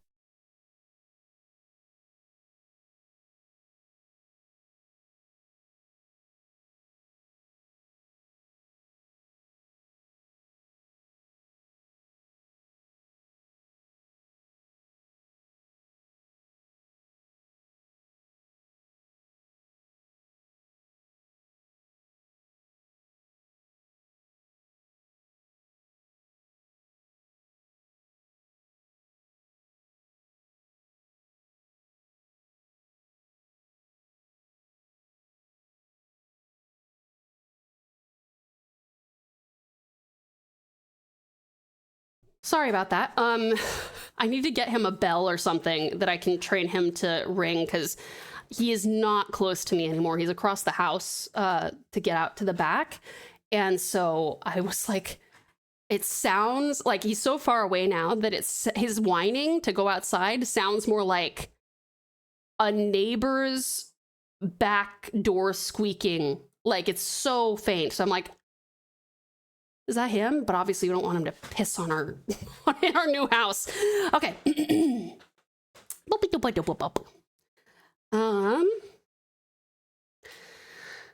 I am glad, said the maiden to herself, for the magic of the snail can overcome that of the serpent. When Jiraiya, who has the magic of the frog, shall marry me, we can then destroy the son of the serpent, the robber named Dragon Coil, Orochimaru.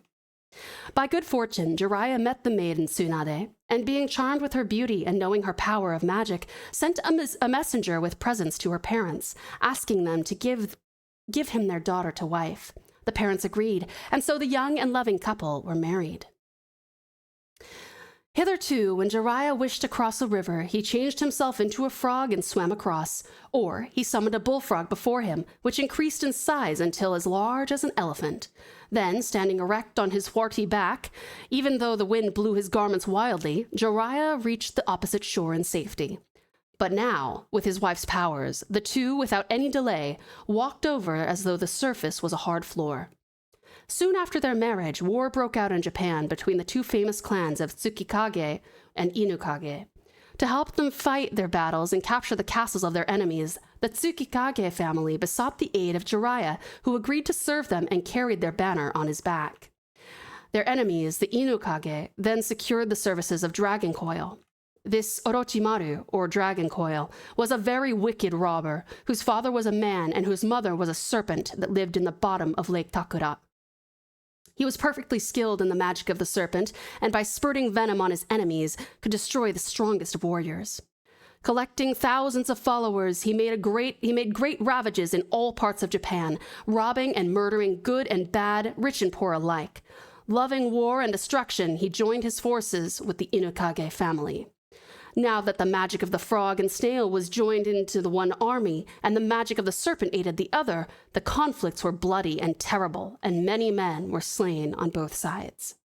On one occasion, after a hard-fought battle, Jiraiya fled and took refuge in a monastery with a few trusty vassals to rest a short time. In this retreat, a lovely princess named Tagato was dwelling. She had fled from Orochimaru, who wished for her to be his bride. She hated to marry the offspring of a serpent and hoped to escape him. She lived in fear of him continually. Orochimaru, hearing at one time that both Jiraiya and the princess were at this place, changed himself into a serpent and, distilling a large mouthful of poisonous venom, crawled up to the ceiling in the room where Jiraiya and his wife were sleeping, and reaching a spot directly over them, poured the poisonous venom on the heads of his rivals. The fumes of the prison so stupefied Jiraiya's followers and even the monks that Orochimaru instantly changed himself to a man, profited by the opportunity to seize the Princess Tagato and to make off with her.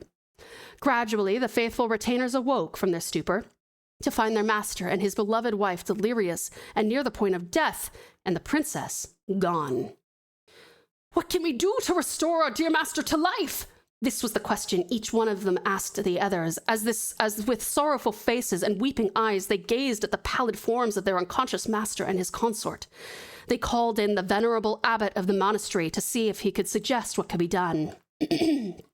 "Alas," said the aged priest, "there is no medicine in Japan to cure your lord's disease, but in India there is an elixir which is a sure antidote. If we could get that, the master would recover."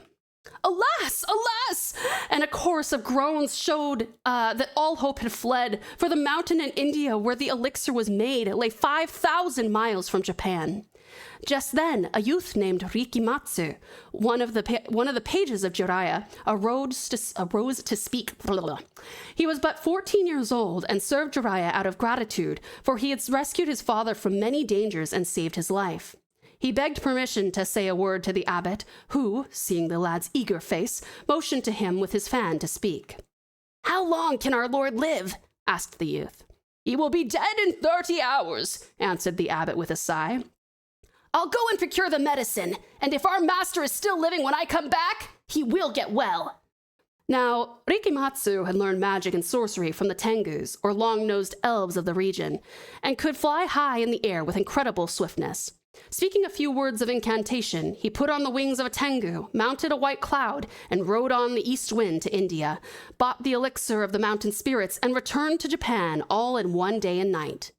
On the first touch of the elixir on the sick man's face, he drew a deep breath. Perspiration glistened on his forehead, and in a few moments more, he sat up. Jiraiya and his wife both got well, and the war broke out again. In a great battle, Dragon Coil was killed, and the princess was rescued. For his prowess and aid, Jiraiya was made the daimyo of Itsu. Being now weary of war and the hardships of active life, Jiraiya was glad to settle down to tranquil life in the castle and rear his family in peace. He spent the remainder of his days in reading the books of the sages, in composing verses, and admiring the flowers, the moon, and the landscape, and occasionally going out hawking or fishing. There, amid his children and children's children, he finished his days in peace. Yay, Jiraiya! Good job, Jiraiya. That's like 48 hours of flight, Japan to India. True. Orochimaru is my favorite. He's a war criminal on par with Mengele. Oh my god, but now he's the best mom going to PTA meetings. Holy. Oh my god. Goth, it's good to see you, sweetheart. Welcome in. Let's see, what other stuff would you like me to read, you guys? We got about half an hour before I gotta finish up. Anything in particular?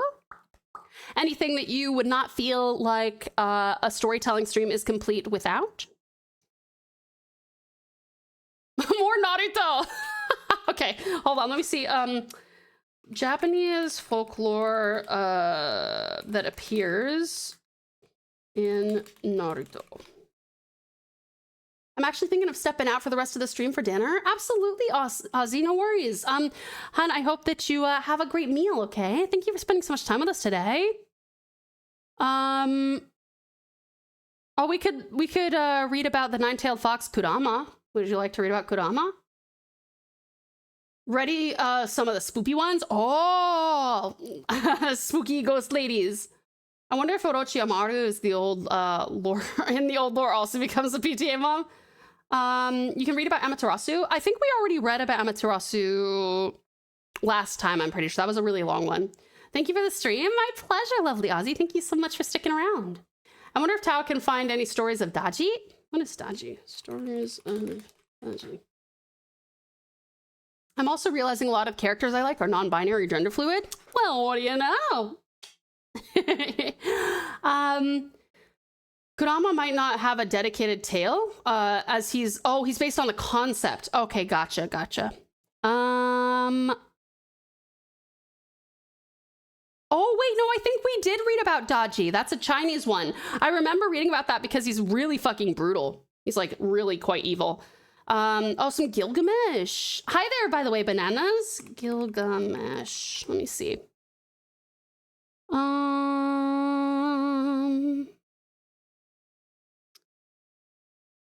One more uppies for the road? Yeah. Yay! Good, Ozzy.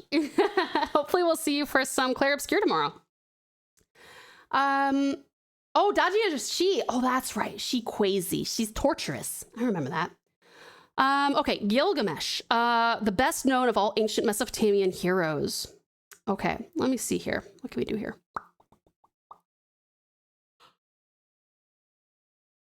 Oh, we could read some of this, I think. Oh my god, thank you so much. Strat, I appreciate it. Let's see.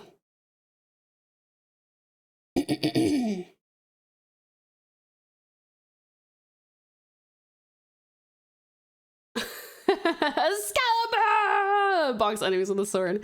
Gilgamesh X and Kidu for life. I'll read some of these, and then Strat, can you find me a good story for Gilgamesh as well? So we're gonna read about the mythology behind the tailed beast, and then we will read about Gilgamesh, and I think that might take us through. All right. You guys are gonna have to tell me if this is cool or not, because I really know nothing about about Naruto. I got one? Amazing. Thank you, Strat. I have feasted upon the circular food of balance, and now I am debating going to Woolworths for mango Pepsi. So you had pizza, and now it's time for Pepsi? Have a great one, amazing Aussie. We'll see you later. Thanks for coming in. All right. Oh my God, please don't make me get the app. All right, let us see here. Concept. The concept of the 9 biju is based off of Japanese mythology, although there are some parallels Kishimoto does not follow through completely with the myths. It seems like Kishimoto is purposely using names with different kanji, but the same pronunciations, such as Koko in Naruto, which means majestic or respectful, while Koko from Hokuto no Ken is Black King. Oh, interesting. For Kurama, the 9 tails in Naruto, it means like 9 llamas or high priests, and the real life Mount Kurama is saddle horse, and in Yu Yu Hakusho, hiding, ownership, storehouse, horse. Okay. Hello there, Raiders! Girly Wolf Pop! Hi, sweetheart! Welcome in! Thank you so much for the raid, cutie pie. I appreciate you. Welcome, welcome. How was your stream, honey bun? You guys, this is the amazing Girly Wolf Pup, a self-proclaimed cyber succubus and a midriff queen who has graced us with their presence. Recently, they streamed art, inviting lonely souls to join them. Their talents are many, from creating Gun Kitty to being a VTuber. Truly a royal among creators. Absolutely. You were streaming art? Would you like to share some safe for work art, sweetheart? Also, Radical Realm, thank you so much for the follow, hun. Welcome to the pouch. You are now a pouch pal, and what a pleasure to have you. Welcome on in. Yeah, how was your stream? And while you let me know, and if you would like to share some art, let me know so that we can permit you to do so. But in the meantime, I'd love to introduce you guys to us a little bit. Vtuber self-introduction Q&A. 3, 2, 1, let's go. What is your name? TauTassieTiger. What's your nickname? Tau. What kind of VTuber are you? A Thylacine. Date of birth? September 22. How old are you? Wouldn't you like to know? Pronouns? She, they. How tall are you? 5'5". Where are you from? Tasmania. Great thing about you. Inclusivity and Now creativity. perform a quick impression. Where can we find you? Twitch and more. Catchphrase 1. Welcome to the pouch. Catchphrase 2. You are now a pouch. Fan emojis. Corn and crown. Live tag. I'm live. Fan art tag. TauTassie art. Fan name. Precious pals. Favorite color. Dark red. Hobbies. Art and anything outdoors. What's your skills? I have a few. Best you love to yourself. Confess. I tell you all the time. Favorite food. Corn. Favorite drink. TV static. Favorite manga. Norigami. Favorite anime. Also Norigami. Favorite game. Witcher 3. Favorite music. Glass animals. Biggest fear. Water. Who's your idol? What's your dream? To make the world a little better than when I got here. Holy and go! Feel free to join the pouch for an 18+ space of inclusivity and cozy chaos. Thank you so much for watching, and welcome to the pouch.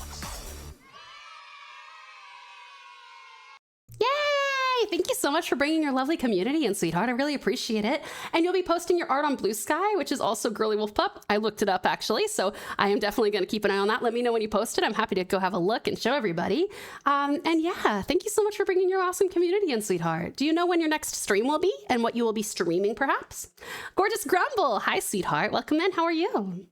I just asked Mom, what are we having for dinner and when? And her response was pizza. And when we decide to leave. Yep, that sounds about right. Well, honey bun, when you just let me know when you get a chance, and I will read your message. We're going through some folklore stuff at the moment. The Epic of Gilgamesh is huge, and the best I can find is a summary. I will see if I can get a slice of the tale somewhere. I mean, a summary could work, depending on how long it takes to read through all of our Naruto-inspired mythos. I love that the oldest story is a doomed yaoi with Gilgamesh. Is it really? Like, actually? Oh, thank you so much for streaming this late. So I had someone to raid. You're doing great. Thank you so much, Hud. I appreciate that. You're very sweet. Do you know when your next stream will be, so that hopefully everyone can come and join you? Thank you so much for bringing your amazing community in. Remember to please take care of yourself. Please hydrate. Make sure that if you need to go to bed, that you sleep well and have sweet dreams. And yeah, thank you so much for coming on in. I promise to take the best care of your lovely community until you come on back for them. Probably next week. Okay, fair enough. You guys, please check out the gorgeous girly wolf pup who is going to be streaming again next week and has done some really gorgeous artwork. I'm not sure if they've posted. Oh, wait, is this it? Oh, the commission for Mr. Venom. Is that one I can show? I love the perspective on this is awesome. So cool. Thank you for the care package, Nito Nuke. I appreciate you.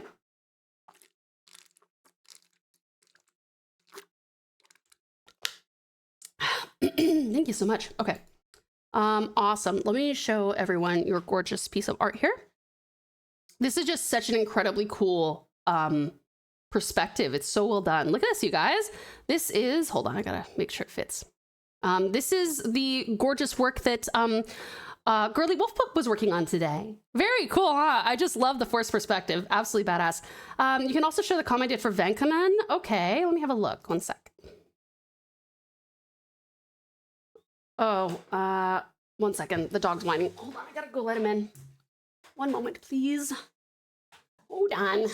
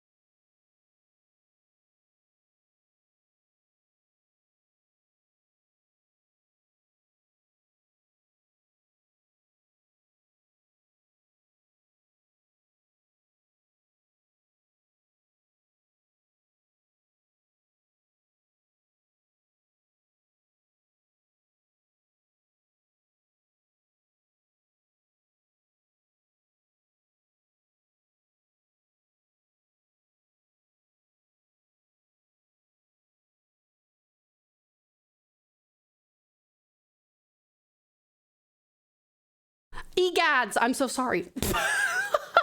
Sorry. Hi. Okay. Okay, let me see if I can find this Venkman one. Do you mind sending the link, hon? We can permit you to send it because I'm having trouble finding it on your page. Let's see. I sent a new link. I think that article is much better. Okay, thank you, Strat. Oh, sorry, hon. Sorry, I need to permit you first, but let me. Oh, okay, cool. Let me save this and I'll show that one here.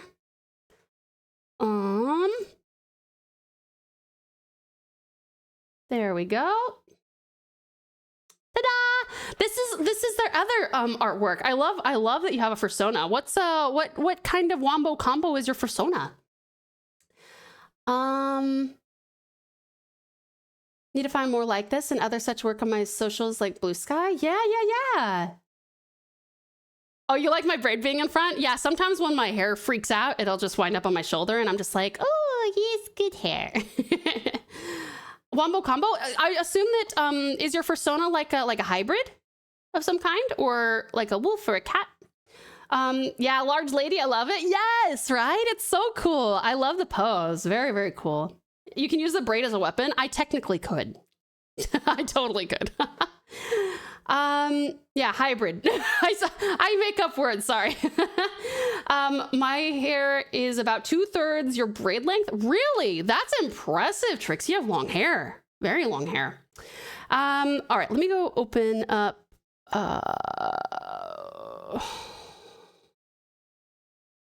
Yeah, cool. There we go. There was cybernetic wolf. Cybernetic wolf. Oh, cool. Oh, very cool. She looks so cool. Love her. Very, very sick. Well, thank you so much for coming in, hon. Thank you for bringing your lovely community, and thanks for sharing your artwork with us as well. I do appreciate it. I'm very excited to see more of it.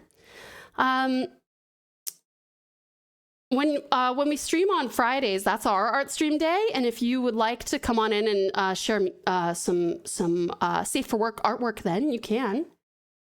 Thank you. I grew it myself. Oh, incredible, Trixie. Well done. But yes, sweetheart, if you need to go to bed, please make sure that you take good care of yourself. Whatever that involves, if that's getting some food, getting some water, getting some rest, please take good care of yourself. And thank you for bringing everybody in.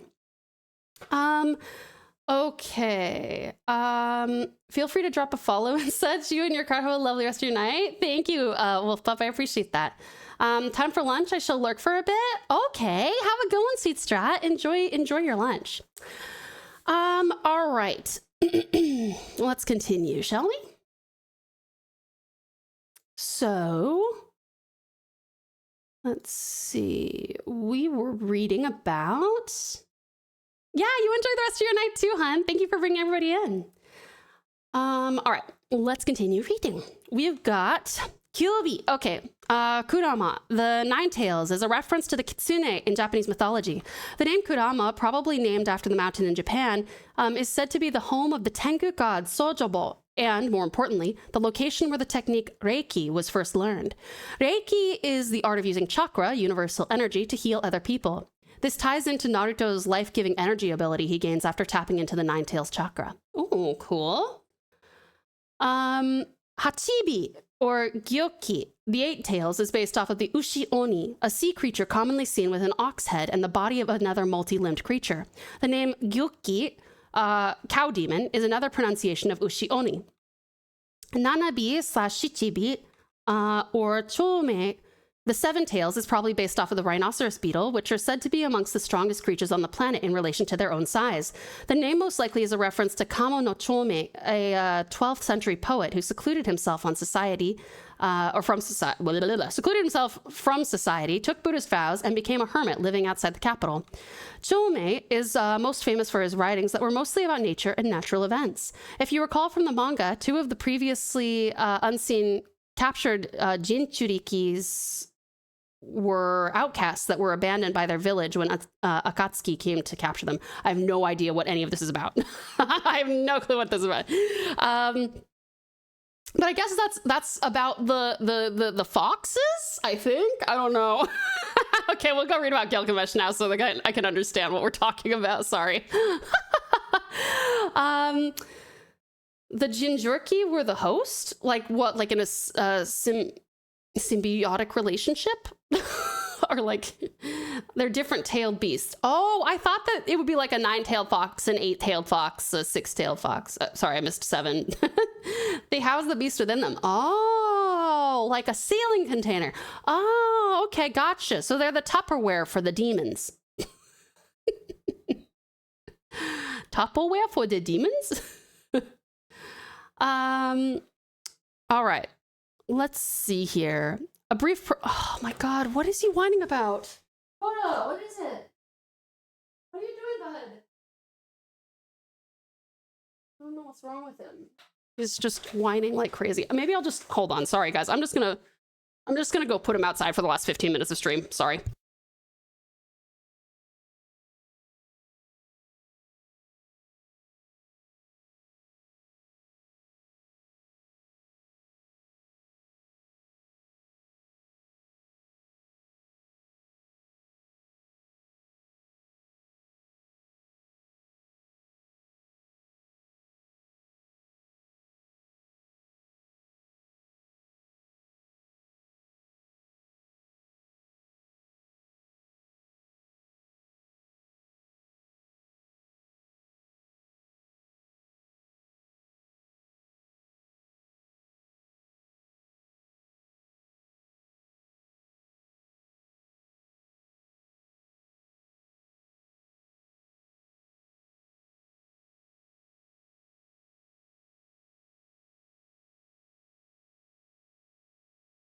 Hi. Okay, clearly not all the kinks have been worked out regarding when I am streaming and when the dog is here.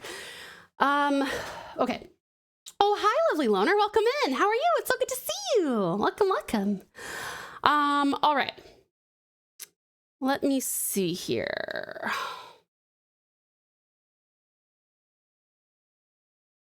Okay, great. I think we will probably read this and then we'll need to finish up. All right. A brief prologue describes Gilgamesh as an exemplary king. He is brave in battle and wise in governing. His city, Uruk, is well built and beautiful. The narrator invites readers to read Gilgamesh's story, which the king himself engraved into tablets of lapis lazuli, which are blue metamorphic rocks. Gilgamesh wasn't always beloved by his people. The son of King Lugalbanda and the goddess Ninsun, he rules harshly. He forces family's sons to work for him and takes their daughters to satisfy his sexual desires. Oh, he sounds pretty bad. He does not sound cool. Since Gilgamesh is 2/3 divine and stronger and larger than other men, no one dares to question his rule. So the people beg the gods for help. Shamash, god of heaven, commands Arudu, goddess of creation, to create a man who can balance the king's arrogance. So Arudu shapes Enkidu, a huge hairy man who at first lives among the herds of antelope and gazelles. A trapper catches sight of this frightening man, who releases animals from the trapper's snares. The trapper travels to Uruk to seek the king's advice. Right away, Gilgamesh knows what to do. Take the Shamat from Ishtar's temple and have her seduce Enkidu. The trapper and Shamat travel to the watering hole where Enkidu and the animals drink. When she sees him, she's filled with desire. They make love for 7 days. Wow, endurance. Stamina. After which, the animals shun Enkidu because he has become humanized. He even understands human language. When Shamat tells him of Uruk and Gilgamesh, he realizes he wants a friend. But when Enkidu learns Gilgamesh sleeps with every man's bride first, he rushes angrily to Uruk to stop this behavior. He stands in the door of the marriage house. He and Gilgamesh fight. They damage houses as they wrestle through the streets, until finally Gilgamesh overcomes Enkidu. Their anger fades as each realizes the other is his heart's companion. Oh, I see the yaoi now. Time passes. One day, Gilgamesh announces his plan to travel to the cedar forest to kill its guardian, a monster by the name of Humbaba. This feat is necessary, he says, to drive evil from the world and to make his name famous.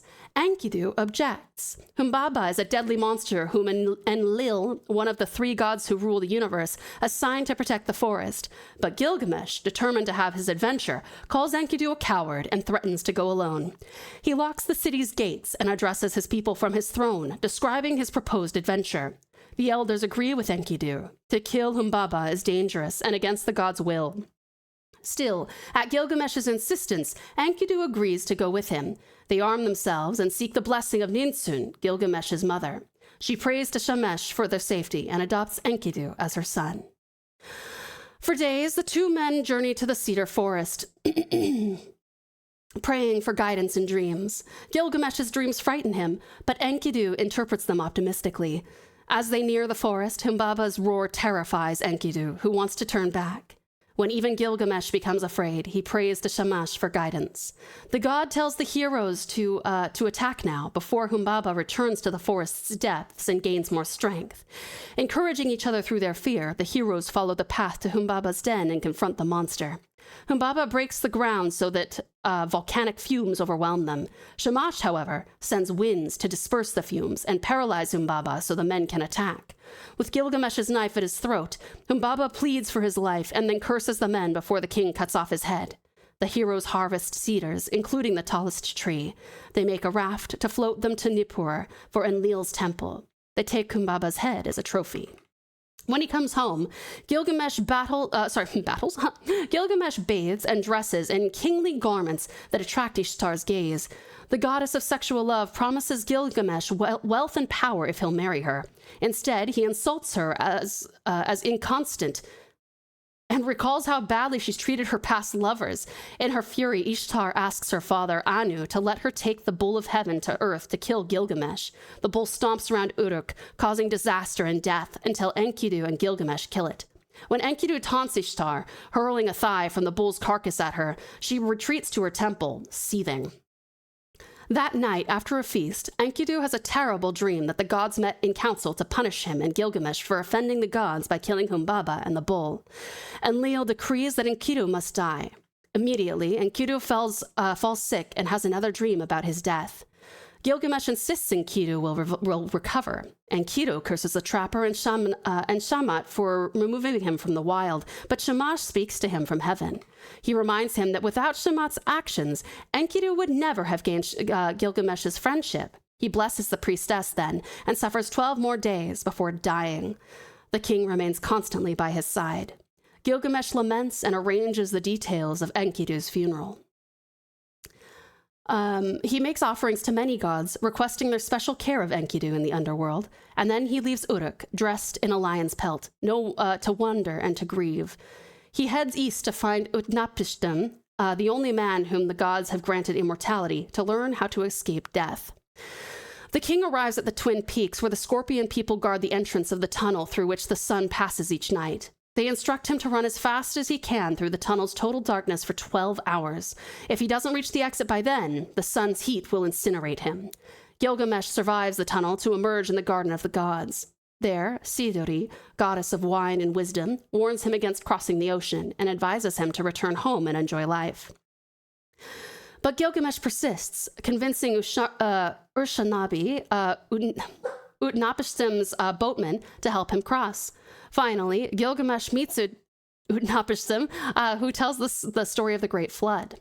When he was king of a city on the Euphrates, 5 gods decided to flood the world. Ea, a friend to humanity, warned Utnapishtim, so sorry about these names, to build a great ship, stock it with animals, and prepare for the flood. When the storms came, fires and plagues came with them, and the gods regretted their decision. Only Utnapishtim and his kin survive.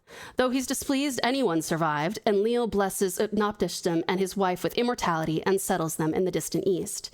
Utnapishtim then sets a test for Gilgamesh. If he can stay awake for 7 days, perhaps the gods will let him escape death. But because his journey has exhausted him, Gilgamesh falls asleep immediately and sleeps for 7 days. On each day, Utnapishtim's wife bakes a loaf of bread and places it by the king as proof of his long sleep, which ends when Utnapishtim wakes him up. Now Gilgamesh despairs he won't escape death. Utnapishtim releases Urshanabi from his employ and directs him to help Gilgamesh bathe and dress like the king he is for the journey home. Utnapishtim often offers a consolation prize, directing Gilgamesh to search the deep waters for a plant that renews youth. Weighting his feet with stones, Gilgamesh sinks into the deep water and finds the plant. Then he and Urshanabi depart for Uruk, where Gilgamesh plans to eat the plant to regain his untroubled youth.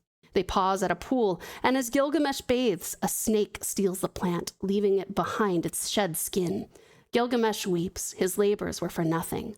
The men travel on until they reach Uruk, where Gilgamesh, in a language that echoes the prologue, proudly shows Urshanabi what a magnificent city his people have built. Whoa. I cannot imagine how long that actually is if it's not just a summary. That's a lot. Let me switch guys to Sen real quick. Left to rot in the basement of a castle dungeon, an uncrustable sandwich eventually gained sentience and grew into a disaster girl failure. I love your lore, Trixie. It's so good. Let me just do that. There we go. Crazy endurance is a thing in this story. Yeah, apparently my Enkidu is built different. Yes, how you also got into the 1440 beta. Permission to express jealousy. To be honest, I fucked it up earlier today. Thank you for the care package, Cedor. Kept for like 4 hours.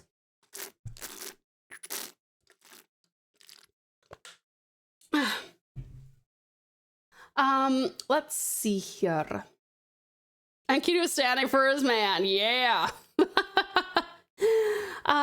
Fun fact, I actually went down the Gilgamesh Enkidu rabbit hole because of Gurren Lagann. Oh, you know, it's been a long time since I've watched Gurren Lagann. Is that, I didn't even realize that was a thing. Are there characters in, Gurren Lagann that are reminiscent of Gilgamesh and Enkidu? Viral and Kamina have their vibes with Viral's, mech, even called the Enkidu. Oh, that's interesting. Didn't realize that. Did you like that? And Cutie Kaze, welcome in, honey. How are you? It's so good to see you. Thank you for spending 46.75 hours watching me, lovely Jasmine. And Jorgen, hi, lovely Jorgen. Welcome in. How are you? It's so good to see you. Gilgamesh and Enkidu appear in several forms of media. Right. I just haven't, I don't even know if I'm going to remember that story, to be honest. It's so, there's a lot going on.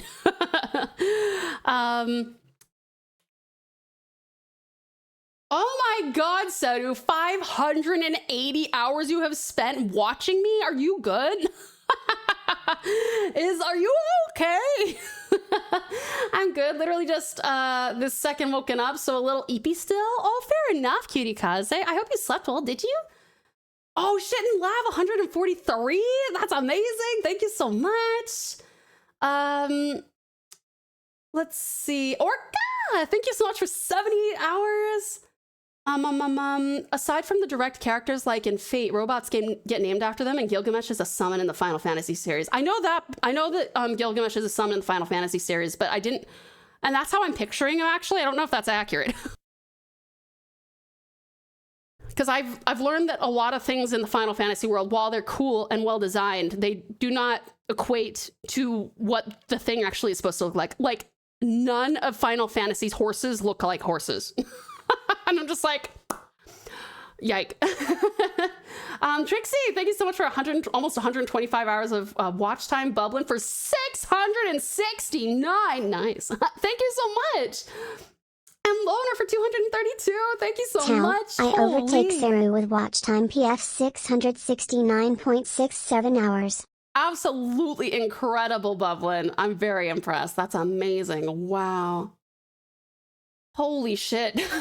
Thank you so much, Bublin. I can't even, like, it's hard for me to even, like, realize just how much, how much I stream. 69, nice. Question of the day, any game you're interested in trying? Yes, I really want to play, when it comes out, I want to try the, what's it called? Blood of the Dawnwalker. So cool, looks so interesting. Gotta say, to have time zone moment, that's a lot of hours on my side. Yeah, that's true, Loner. That's amazing. Thank you so much. My watch time does not match my follow age. That's okay. Don't you worry about it. I just appreciate you, cutie pies, immensely. All right. I'm trying to think of what we want to do here. I think we might go... Wait, Effie's live. Oh, let's go see Effie. You haven't seen Effie for a long time. We should go see Effie. Pika! Hi, precious Pika. Thank you so much for the follow, hon. Welcome to the pouch. You are now a pouch pal, and what a pleasure it is to have you. Welcome on in. You guys, we are going to go and see Effie. We haven't seen her for a bit. So let's go see her. You guys, our next stream will be on, will be tomorrow, actually. We will be playing some Clair Obscure Expedition 33. I would love to have you there. Please don't spoil anything for me. And if you're trying to avoid spoilers, just be aware that we are at... What phase are we right now? We're like at halfway through Act 2. Clearly, the dog is telling me it's time to go. Oh, you came in with Girly Wolf Pup stream. Oh, amazing. And I'm so glad you enjoyed listening to the Gilgamesh epic, hon. Sorry for the dog.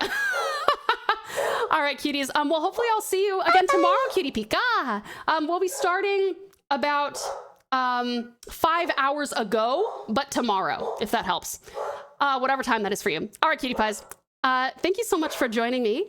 If you're going to bed, I hope you sleep wonderfully well and have the sweetest dreams. Thank you for hanging out. And you have waited long enough, and so it is time for some platonic kisses on your foreheads and on your cheeks. Thank you so incredibly much for joining me, cuties. Yes, I will see you guys tomorrow. And on that note, I'll miss you terribly, cutie pies. But please make sure that you take the best care of yourselves, because you know I would take the best care of you. Thank you so much for being here, and I'll see you then. You have all my love. You have all pieces of my heart and soul. Mwah.